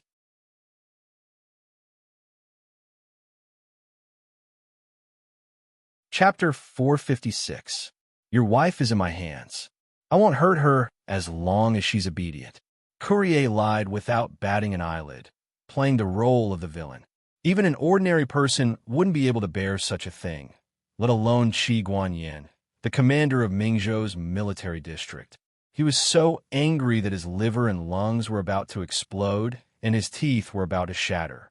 The general's expression was cold and gloomy, and his eyes were filled with murderous intent. The steward beside him was so angry that his entire body was trembling. He wished he could grow a pair of wings and fly into the sky to fight this villain. He was just about to call out to the guards when the general raised his hand and said calmly, "Steward, take everyone away. I want to talk to her." The steward was filled with righteous indignation, but he had no choice but to obey his master's orders. He called out to everyone in the residence to leave, and then warned them with a stern expression to keep whatever they shouldn't say to their stomachs. Qi Guanyin gazed at Courier in the sky and said indifferently, "Come down and talk."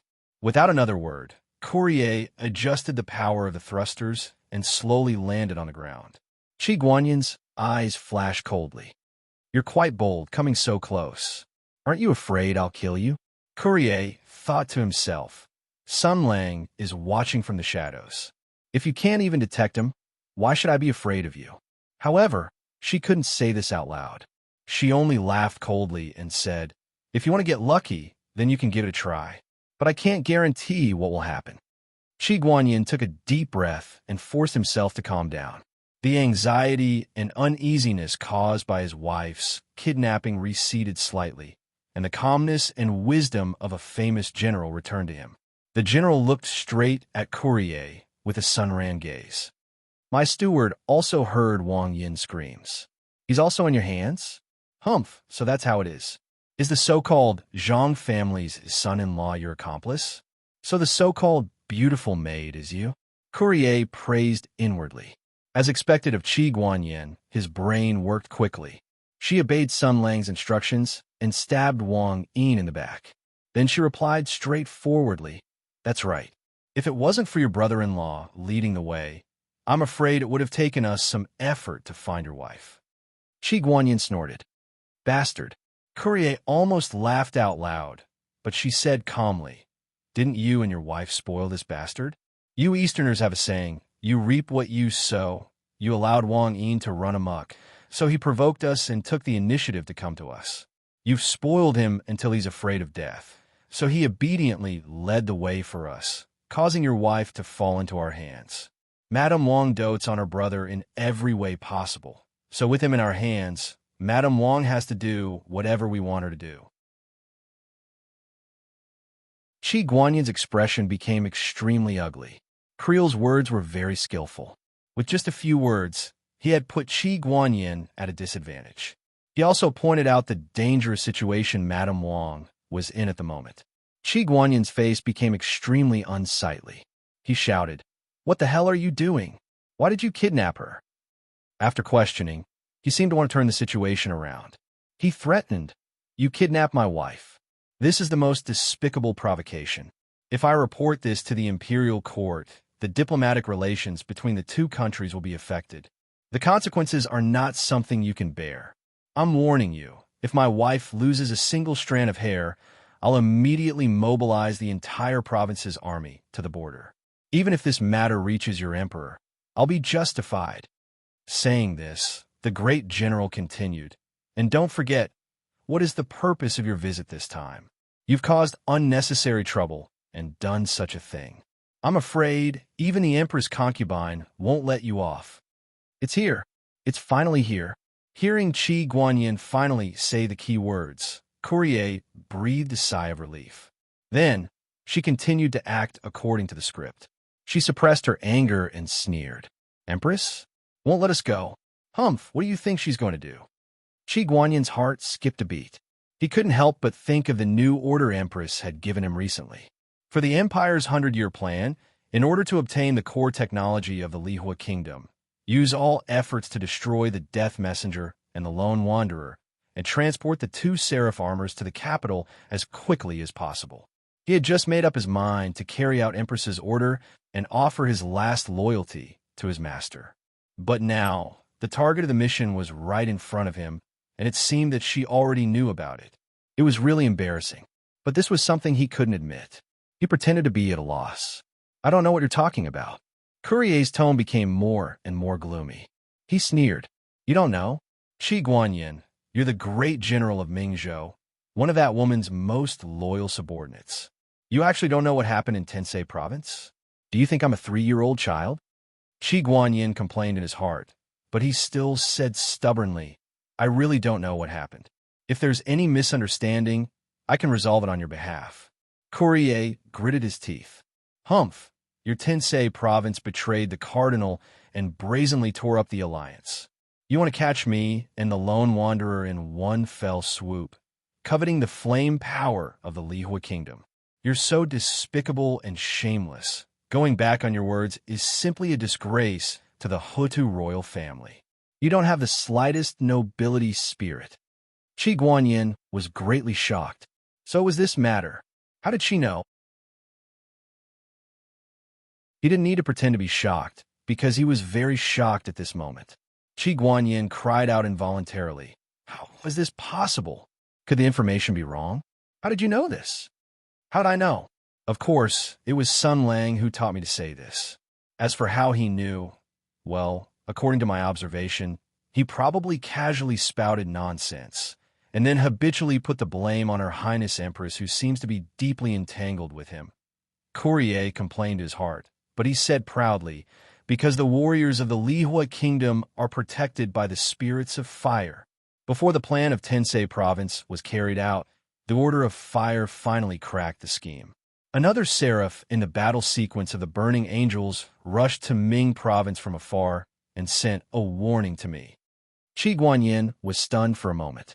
Then, he asked in surprise, "Another seraph?"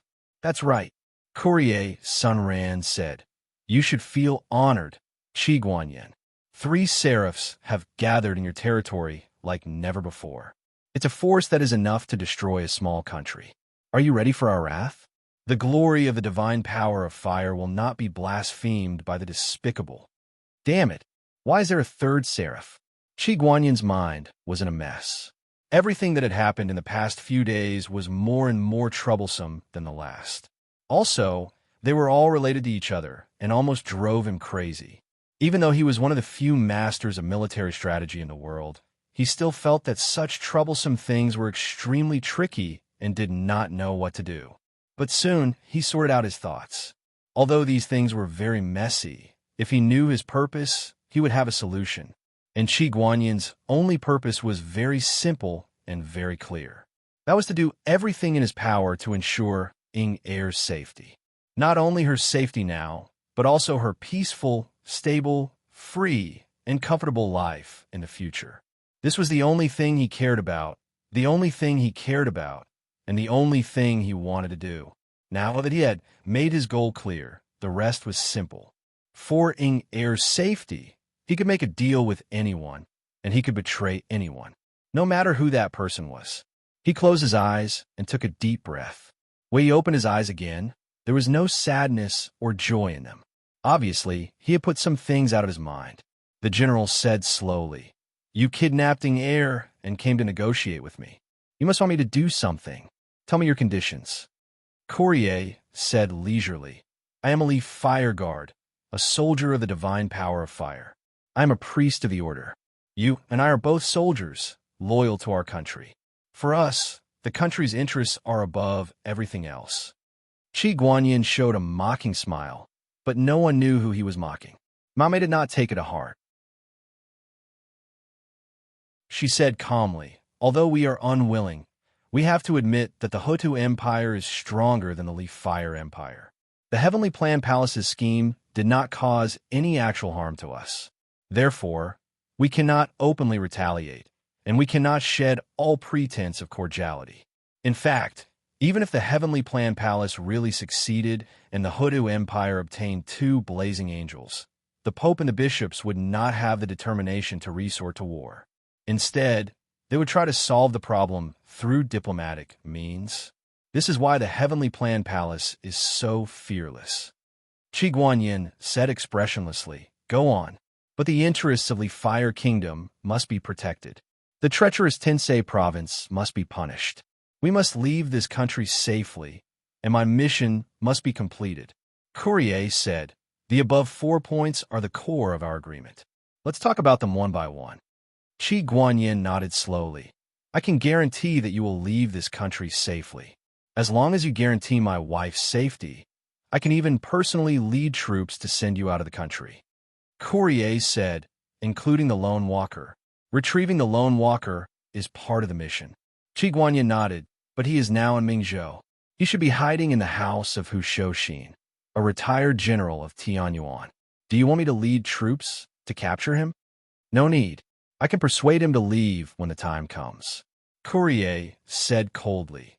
Hunting down the Lone Walker was the Order's decision, and also a project of cooperation with Tensei Province. But now that Tensei Province has publicly broken the agreement, the Order's alliance with the Order no longer exists. I have a basis for reconciliation with the Lone Walker." Qi Guanyin sighed silently. It seemed that he really believed it. He said, "Then what should I do? Cooperate with us and reach a new cooperation agreement with Leaf Fire Kingdom." Courier said concisely, "Tensei Province wants to deal with us. If you let us go, you must have greatly offended Tensei Province. If nothing unexpected happens, the Empress will definitely hold you responsible. You need a new backer, and we need a new partner." Qi Guanyin did not comment. He sighed inwardly. He had been exhausted by all kinds of things recently. He already had the idea of living in seclusion. How could he jump into another fire pit? But he could not say it out loud. He could agree first to stabilize this group of hairy people, and then plan slowly. So he said pretentiously, "You want me to join you? That's impossible. I'm a meritorious official of Tianyuan. The imperial court has never mistreated me, and I will never betray the empire." Courier waved his hand. "We want to support you, but it's impossible. The empire will not allow us to reach so far. You don't have to join us. We can be partners.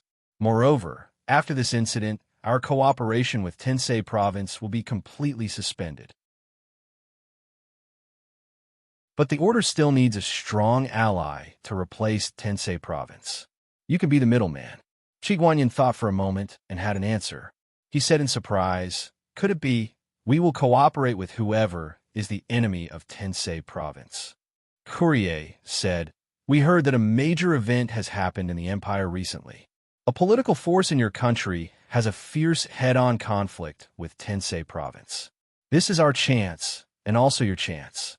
This is what we want you to do." The general closed his eyes and said with a sigh, "Hu Shoshin." "That's right. By chance, we met General Hu and came to an agreement. The reason for that is because the enemy of my enemy is my friend." Courier said, "You can change your allegiance, General Qi. This is your last chance to keep your position in this storm." Qi Guanyin was silent and expressionless. No one knew what he was thinking. After a long time, he said slowly, "I'm afraid it's not that simple. As expected of General Qi, I can't hide anything from you." Courier praised him and laughed. "With your status, it's a bit of a waste to change your allegiance in public." The general's voice was bone-chillingly cold. "Let's get straight to the point." Couriel's smile disappeared, and his tone became solemn. "I have said before that the Heavenly Policy Mansion has betrayed us, and they need to be punished. I will need your cooperation in this matter, and at the same time, your personal problem will be solved." Qi Guanyin said casually, "What personal problem?" "You want us to trust you," said Courier. "In the words of the Imperium, you want us to prove our allegiance." The general smiled bitterly and said, "Even a bandit's toy is out. Who should we kill? Didn't Empress Tensei want a blazing angel to steal and study it in secret? Then we'll fulfill her wish." Courier's tone became cold and gloomy. "We need you to knock down a blazing angel. Many of your subordinates have seen the Death Messenger and the Lone Wanderer. So, your target should be the blazing angel that just arrived. As for the reason, it's very simple. Didn't it break into the general's house and kidnap your wife? As for why it kidnapped your wife and what difficulties it had, that's a rather interesting story." Couriel said calmly, "In short, under our joint operation, this matter will become a complete and utter scheme of the Heavenly Policy Palace. Then, it will cause a huge uproar in the imperial court of the two countries, and the Heavenly Policy Palace will be involved in it. The crown princess will be badly battered." Qi Guanyin was silent. Then, he said in a mocking tone, "You want to sacrifice a blazing angel for this matter? It seems that the kingdom of Livefire is not an iron board, and your motives are not so noble. That's not something you need to be concerned about." Hyrule said coldly, "The blazing angels have never been united. I've been unhappy with that person for a long time. Besides, he was also the one who came up with the idea of kidnapping your wife. The two of you can be considered to have a personal grudge."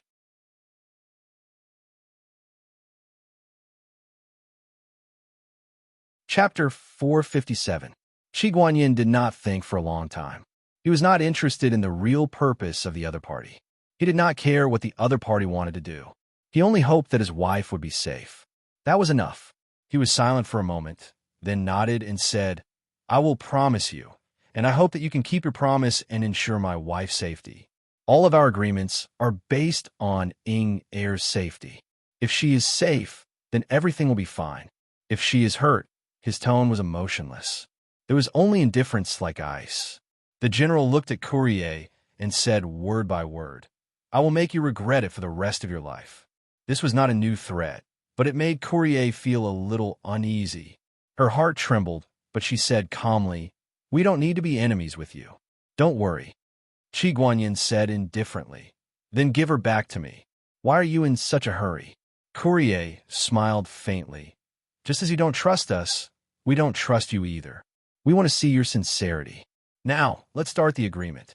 Just like your previous decision, bring your army to Ming Province and have a secret meeting with Hu Shoshin. We will see each other in Ming Province." Without giving Qi Guanyin a chance to ask, the Death Messenger spewed out a blazing hot stream and shot into the sky. It shot into the distance at an extremely fast speed until it turned into a faint spark. In the dark night, the ruins where the fire was extinguished still had some residual warmth. Qi Guanyin stood alone and looked back at the ruins.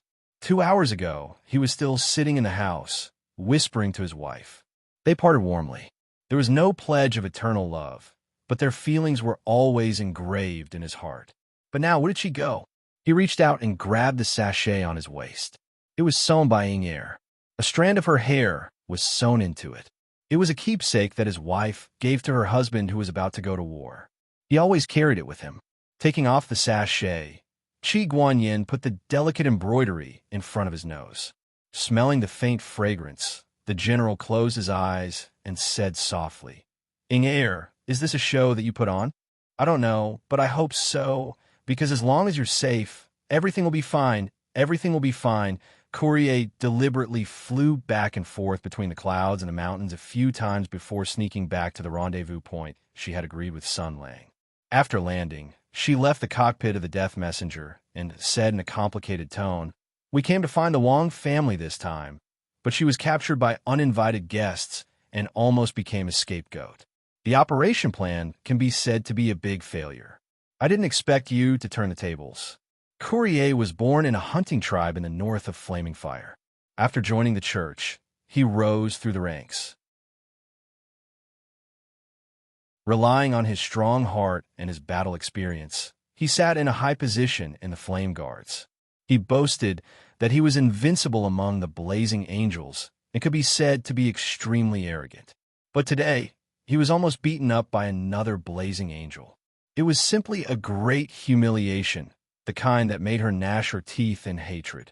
Originally, he had lost so miserably, but with a few words from Sun Lang, he had turned the situation around and forced a comeback.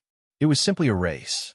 This way, not only did he take advantage of the situation and let Qi Guanyin start to act according to his plan, but he also let the blazing angel and Madame Wang suffer a loss. After his performance and hints, perhaps even if Madame Wang realized his conspiracy, she would not dare to show up easily. Otherwise, she would have to explain too many unexplainable things to her husband. Moreover, Sun Lang seemed to have further plans. Although she did not know what Sun Lang wanted to do, it did not prevent her from being in a good mood. In any case, the man she liked not only had unparalleled and terrifying strength, but also wisdom and strategy that were not inferior in comparison. Was there anything more delightful than this? She looked at Sun Lang and praised. "Should I say, as expected of you?" It seems that the great praise and admiration of the military scientists and generals of various countries is not just to discuss the Hoda Empire. Sun Lang smiled casually. "Resuming my old business is just a small test. Besides, it was just a temporary idea. The plan was not flawless." Qi Guanyin seemed to only believe 60% to 70% of it. Courier recalled for a moment and nodded. Yes, he still had doubts in his mind. Thinking back, there were some flaws in my words, but he did not seem to pursue it too much. I don't know if it was because he was too concerned. After all, he seemed to love his wife very much. Sun Lang smiled coldly. Yes, very much. He loved her so much that it was not a problem for him to have a wife who was a traitor. Mao Mei was confused. "What do you mean?" Sun Lang turned his head to look in the direction of the general's residence. He said slowly, "I purposely made up the parts of the speech that I taught you to have some flaws. I wanted to see Qi Guanyin's reaction. Now it seems that this General Qi is a sentimental person. Very interesting." Courier was surprised. "Huh? What is going on? To be honest, I am really confused." Sun Lang smiled. "This matter is very complicated, and I am only guessing. When everything is over, I will tell you. Now, it is time to carry out the next step of the plan." He calculated in his mind for a moment, then nodded. "Originally, our target was only Qi Guanyin. Now that a blazing angel suddenly popped out of nowhere, there's no doubt that this blazing angel is our enemy. The focus of the next operation will be shifted to this broken machine." He paced around on the spot. "Since it is an enemy, then we must be prepared. There are 2 points that we need to pay attention to. The most important one is our base. Although I don't know what it will do, I will not give it any chance. Old, who was injured before, Long Wanda's body has not fully recovered, and the defense of the Marquis of Jing'an's residence is still insufficient. If that blazing angel takes this opportunity to attack, then it will be very bad."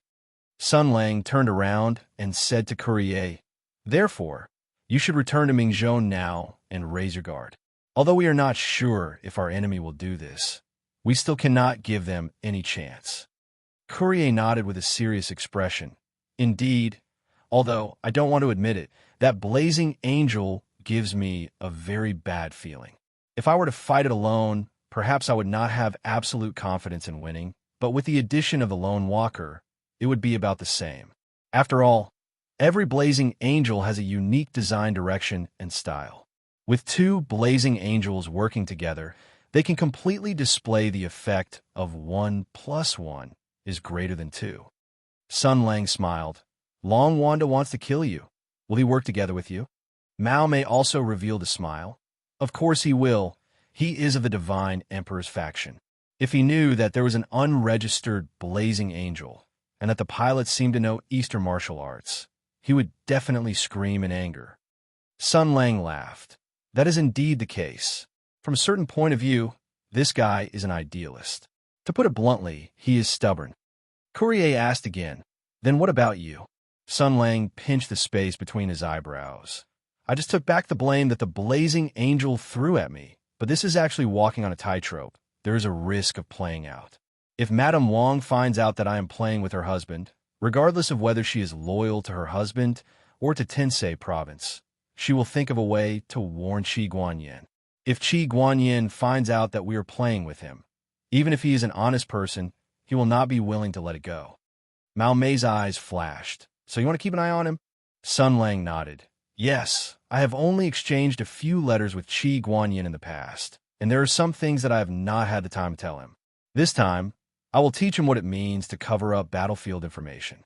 With me keeping an eye on him, Madame Wong will not be able to send a letter to her husband. If that blazing angel is willing to personally act as a messenger, then we have hit the jackpot. This time, it does not have a hostage. See if I don't beat the shit out of it. Mao Mei smiled. It would be great if things could go so smoothly. Sun Lang sighed. Yes, this would be a happy ending, but the chances are not high. Sigh. In the end, we are still short of manpower, so this is the only way. After all, I am unable to split myself. This time, I have to ensure that my home is not stolen, recruit Qi Guanyin, and beat up that blazing angel while I am at it. How can I be so busy? He shook his head. That is why I did not need Qi Guanyin to believe all of our nonsense. I only need him to follow the original plan and obediently head to Mingzhou. When the time comes, the battlefield will shift to Mingzhou's home ground, and we will lure that blazing angel over. Then, I will be able to take care of all three and achieve success in one fell swoop. Bringing this matter to an end, as he spoke, he turned his gaze to the south and said faintly, After that, it is about time to make a trip to the south. A hint of excitement flashed through Courier's eyes, but he still asked deliberately, What for? I am going to the capital to recruit my former subordinates. Sun Lang stared at Mao Mei for a long time, before he put on a weird smile and declared loudly, 100,000 banners to rebel against their mother. Mao Mei was surprised at first. Then, she suddenly became excited. A war? Sun Lang replied expressionlessly, Of course not. Courier was surprised. Didn't you say that you were going to rebel against their mother? Hee. Sun Lang smiled proudly. It's just for the rhyme. Mao Mei was not from the Imperium, and she could not understand the OCD of rhyming. She was unable to react for a moment. Huh? What the hell are you about? Sun Lang rolled his eyes and said, It's easy to say that I'm going to rebel. They have been loyal for generations and fought for the court as soldiers. They are rewarded and promoted, and they have wives and children. Why would they rebel with you without any hesitation? If I really raise my banners to rebel, I'm afraid that more than half of my former subordinates will cut ties with me, not just 100,000 banners. Hearing that, Courier realized that it was indeed the case. But what if I go back and tell them to open their eyes and look at this country? In the imperial court, rotten wood is an official. Between the emperor and the emperor, beasts eat the salary, wolves and dogs are in charge, and servile people are in charge. There must be something wrong with the system, and the emperor is also deceived by villains. As the 5 good soldiers of the new era, we have to set things right, reorganize the country, and let the world hear our voice. So, You guys should study and decide whether to let me, who used to be the chairman of the Central Military Commission, be the premier of the State Council again. Do you agree?" He raised his thumb and put on a hearty smile. "Then they will definitely agree. After all, the Prime Minister is a civil official, and there is no need for the military officials to give up the cake. Besides, if they follow me to deal with the civil officials in the Tensei province, they will get more benefits. Then I can have fun with the Tensei province, the civil officials, and even the emperor. Isn't it easier and more exciting than directly rebelling? You people of the empire really know how to have fun." Before leaving, Courier thought of something. After hesitating for a moment, he asked, "In fact, I want to know why you didn't tell Qi Guanyin the truth when Mrs. Wang was taken away. Lying to him is risky, but if you told him the truth, wouldn't you be able to pull Qi Guanyin to your side?" Sun Lang said casually, "Because I don't trust Qi Guanyin." Courier frowned and asked why. "No reason. I'm just used to it." Sun Lang said softly, "People's minds are unpredictable. I'm just used to being cautious. After all, humans are creatures that can sum up experience and lessons." He was silent for a moment and said casually, "Besides, Qi Guanyin is that woman's lackey. That woman is not a person who will wait to be killed. Her decisiveness and ruthlessness are far beyond your imagination. For this reason alone, I won't take the initiative to meet Qi Guanyin before everything is settled. God knows what orders that woman will give Qi Guanyin after the incident of Xianjia entering Ming province, and what she will do." At the same time, on a dark hillside, a huge iron armor fell from the sky. Wang Yin rolled on the ground like a gourd. He was carried by the enemy and flew for more than 10 kilometers in the air, but he was fine. Maybe he was used to it, but when he saw the blazing angel, he realized his situation. Being carried around by 2 steel giants for one night, it was simply Mrs. Wang, on the other hand, landed steadily on the ground. She was calmer than her brother. The iron giant's voice came from the faceplate like a block of ice. "You idiot. You were fooled and almost exposed the master's plan." Mrs. Wang was a little embarrassed. She said gloomily, "Didn't you also run away after being beaten? Now is not the time to blame each other. That man, whether it is martial arts or scheming, is quite amazing. Where did he come from, and what does he want to do?" Before the iron giant spoke, Wang Yin looked at the two in surprise. There was confusion in his eyes. "Sister, you know each other?" Mrs. Wang looked at her brother, and a trace of anger flashed in her eyes. After all, he was the one who caused most of the trouble today. But this anger quickly turned into pity. After all, that guy called Sun Lang did come for her. Even if he didn't have Wang Yin, he would still come for her. She sighed. "Brother, you are tired. Sleep for a while. Leave everything to me. It'll be fine soon." Wang Yin seemed to want to say something, but Mrs. Wang's finger was like the wind and hit his sleeping acupoint. Her brother fell into a deep sleep. Mrs. Wang turned around. The doting and loving expression on her face had disappeared. She said coldly, "What should we do next?"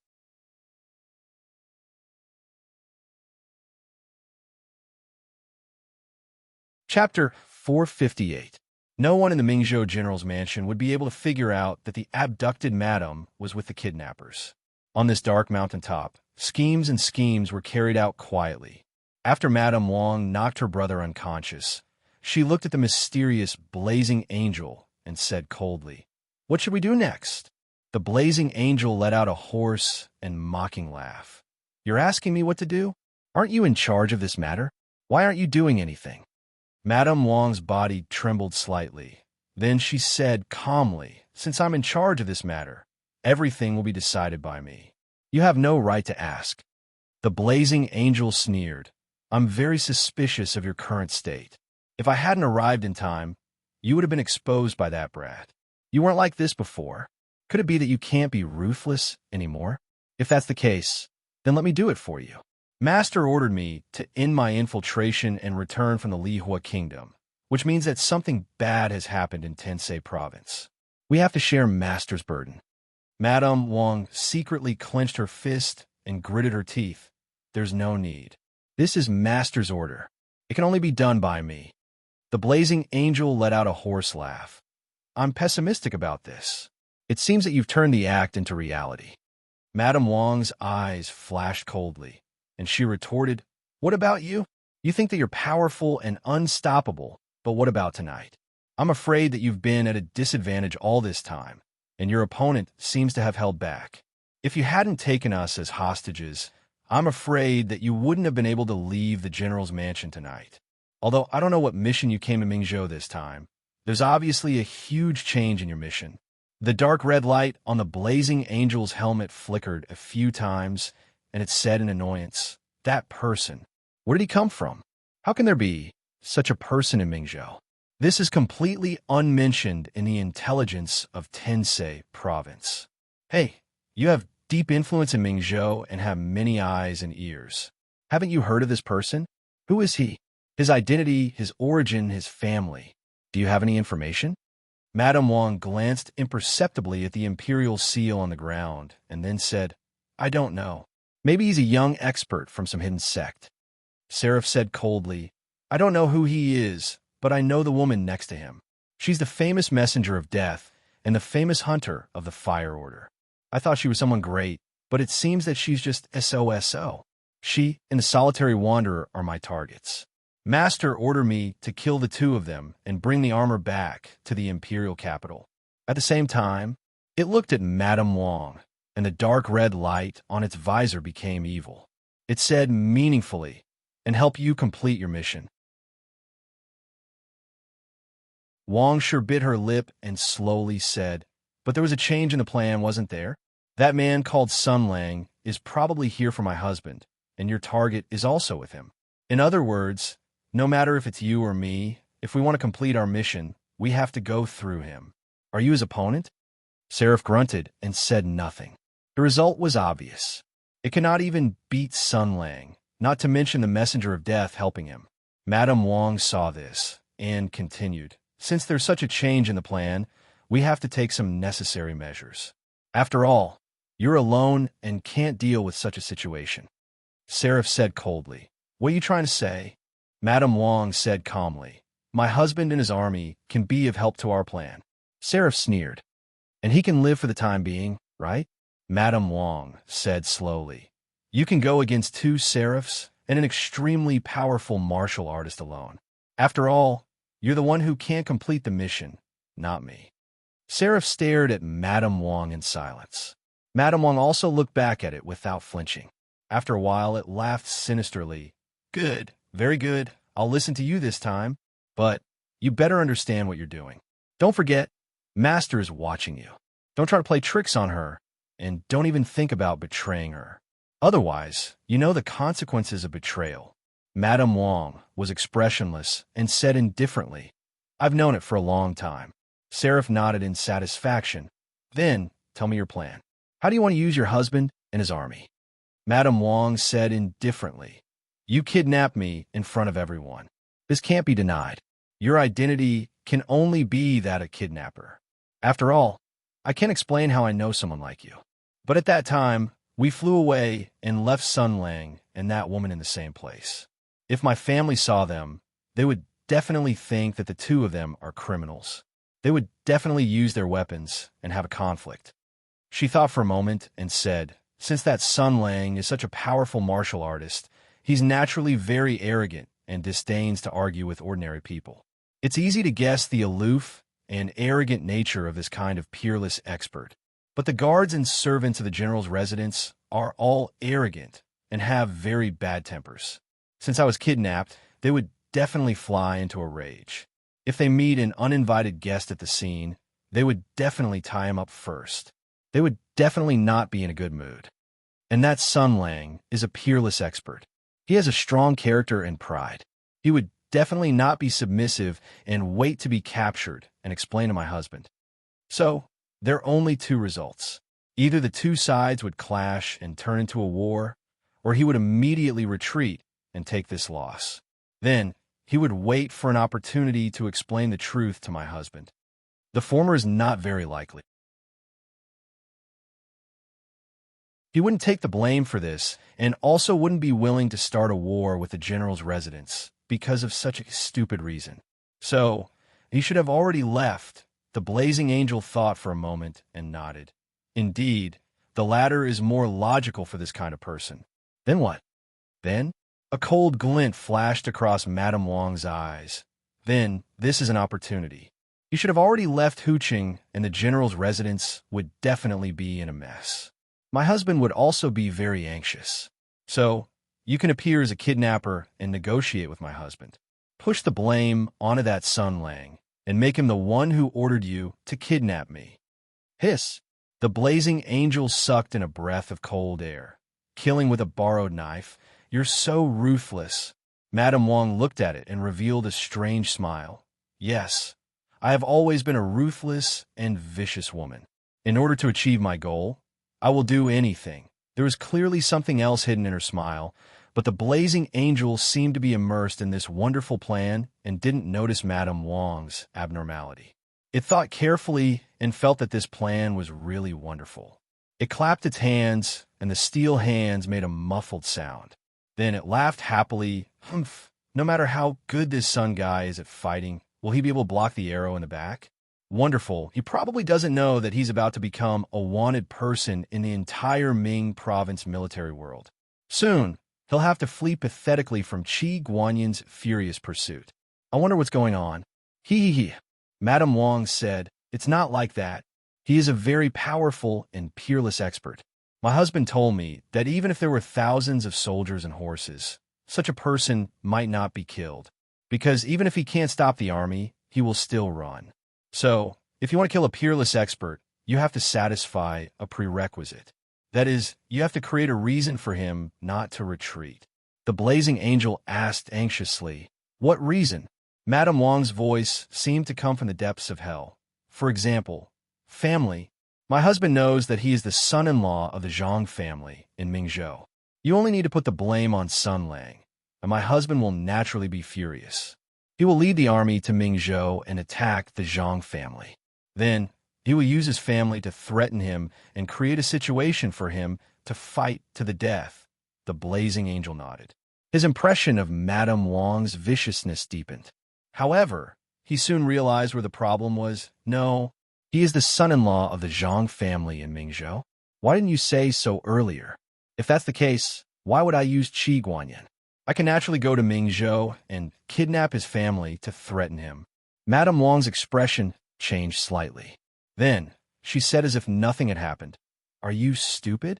What if he is a ruthless person who doesn't even bat an eyelid when his family dies in front of him? Then, he will only focus on seeking revenge. Think about it. Can you stop a crazy, peerless expert who will seek revenge and kill you at all costs? Even if you have the Tensei province to protect you, are you sure you want to provoke such an enemy? The blazing angel thought of Sun Lang's terrifying swordsmanship that allowed him to block 6,000 heavy machine gun shots per minute with a single sword. He thought of the terrifying scene of such an expert who had lost all shackles and scruples and only wanted to kill him. He couldn't help but feel his heart skip a beat. He asked, so what should we do? Madame Wang smiled and said in a low voice, it's just an act. Think about it. My husband is leading an army to Mingzhou. When he is about to kill his way into the Zhang family, you appear. You hold me hostage and order my husband to retreat and kill himself. I love my husband deeply. In order to prevent you from coercing him, I choose to struggle with all my might and end my life in front of my husband and his army. What will happen then? The blazing angel's heart turned cold. Qi Guanyin and his army, who had fallen in a madness, would probably directly massacre the Zhang family. Then, that peerless expert called Sun Lang would discover that the Zhang family had been massacred by Qi Guanyin's army. Whether it was a misunderstanding or not, what was done could not be undone. A blood feud had already been formed. He would kill Qi Guanyin at all costs for revenge. If that was the case, he looked at Madame Wang in shock and muttered, your mission will also be completed. Madame Wang smiled calmly. Isn't it a coincidence? The blazing angel's heart turned cold. There was finally a hint of fear in his voice. No wonder Master values you so much. After this matter is over, you will be put in more important positions. Madame Wang still maintained her smile like a snake. she said softly. There will be more opportunities for cooperation in the future. Let's have a pleasant cooperation. Pleasant cooperation. After hesitating for a moment, the blazing angel looked at the young woman in front of him and bowed. Madame Wang also smiled and bowed. I'll have to trouble you to stay here for a while. The blazing angel pointed at a stone. There are some things I left behind there, including tents, blankets, food, and heating fuel. You and your brother can stay here for a while. I will go to Huqing to see your husband. Then we will discuss the next step of the plan. I hope Master's trust in you is correct. Madame Wang nodded. Go and come back quickly. In order to avoid attracting attention, he did not activate the ejector.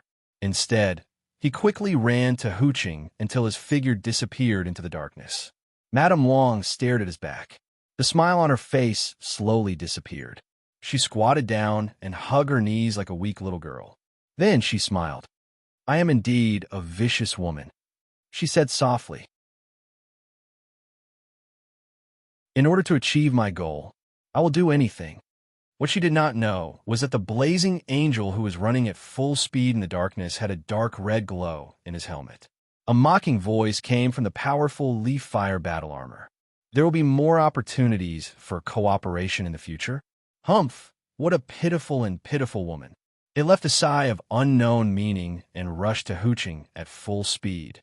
No matter what, this woman's plan was very powerful. After all, that man, Sun Lang's figure appeared in its mind. It had never heard of this person. It had never remembered this person. There was no trace of this person in the list of strong people in Tensei Province. There was also no information about this person in the battlefield intelligence of this operation. Where did this unknown person in Tensei Province come from? Moreover, it silently raised its steel hand and pressed on its heart through the heavy armor and reactor. Why did it feel an inexplicable sense of familiarity and killing intent when it saw him? It was as if this killing intent came from the depths of its soul. That was why it did not say anything and directly attacked. But the opponent's strength was beyond its imagination. No matter what, it had to find a way to kill him. This method was just right. It made up its mind and found a suitable place to fly. Under the cover of the dark clouds and night, it rushed into the sky and glided through the clouds into Huqing. It was already late at night, but many places in Huqing were ablaze. This was normal. After all, the madam of the general's residence was kidnapped. This meant that the person with the most power in this land was humiliated. The general's anger would probably burn everything. It allowed a mocking laugh. At this time, Qi Guanyin must be furious in the general's residence. He must be torturing related people and punishing those who did not do their jobs. He must be crazily looking for the whereabouts of his wife. The most ironic thing was that his wife, who he cared about, was actually conspiring with outsiders to use a vicious scheme to end his life. Was there anything more ridiculous than this? You're tuning in to the Warrior Lore YouTube channel. Don't forget to subscribe and join us on this journey to catch the most captivating stories.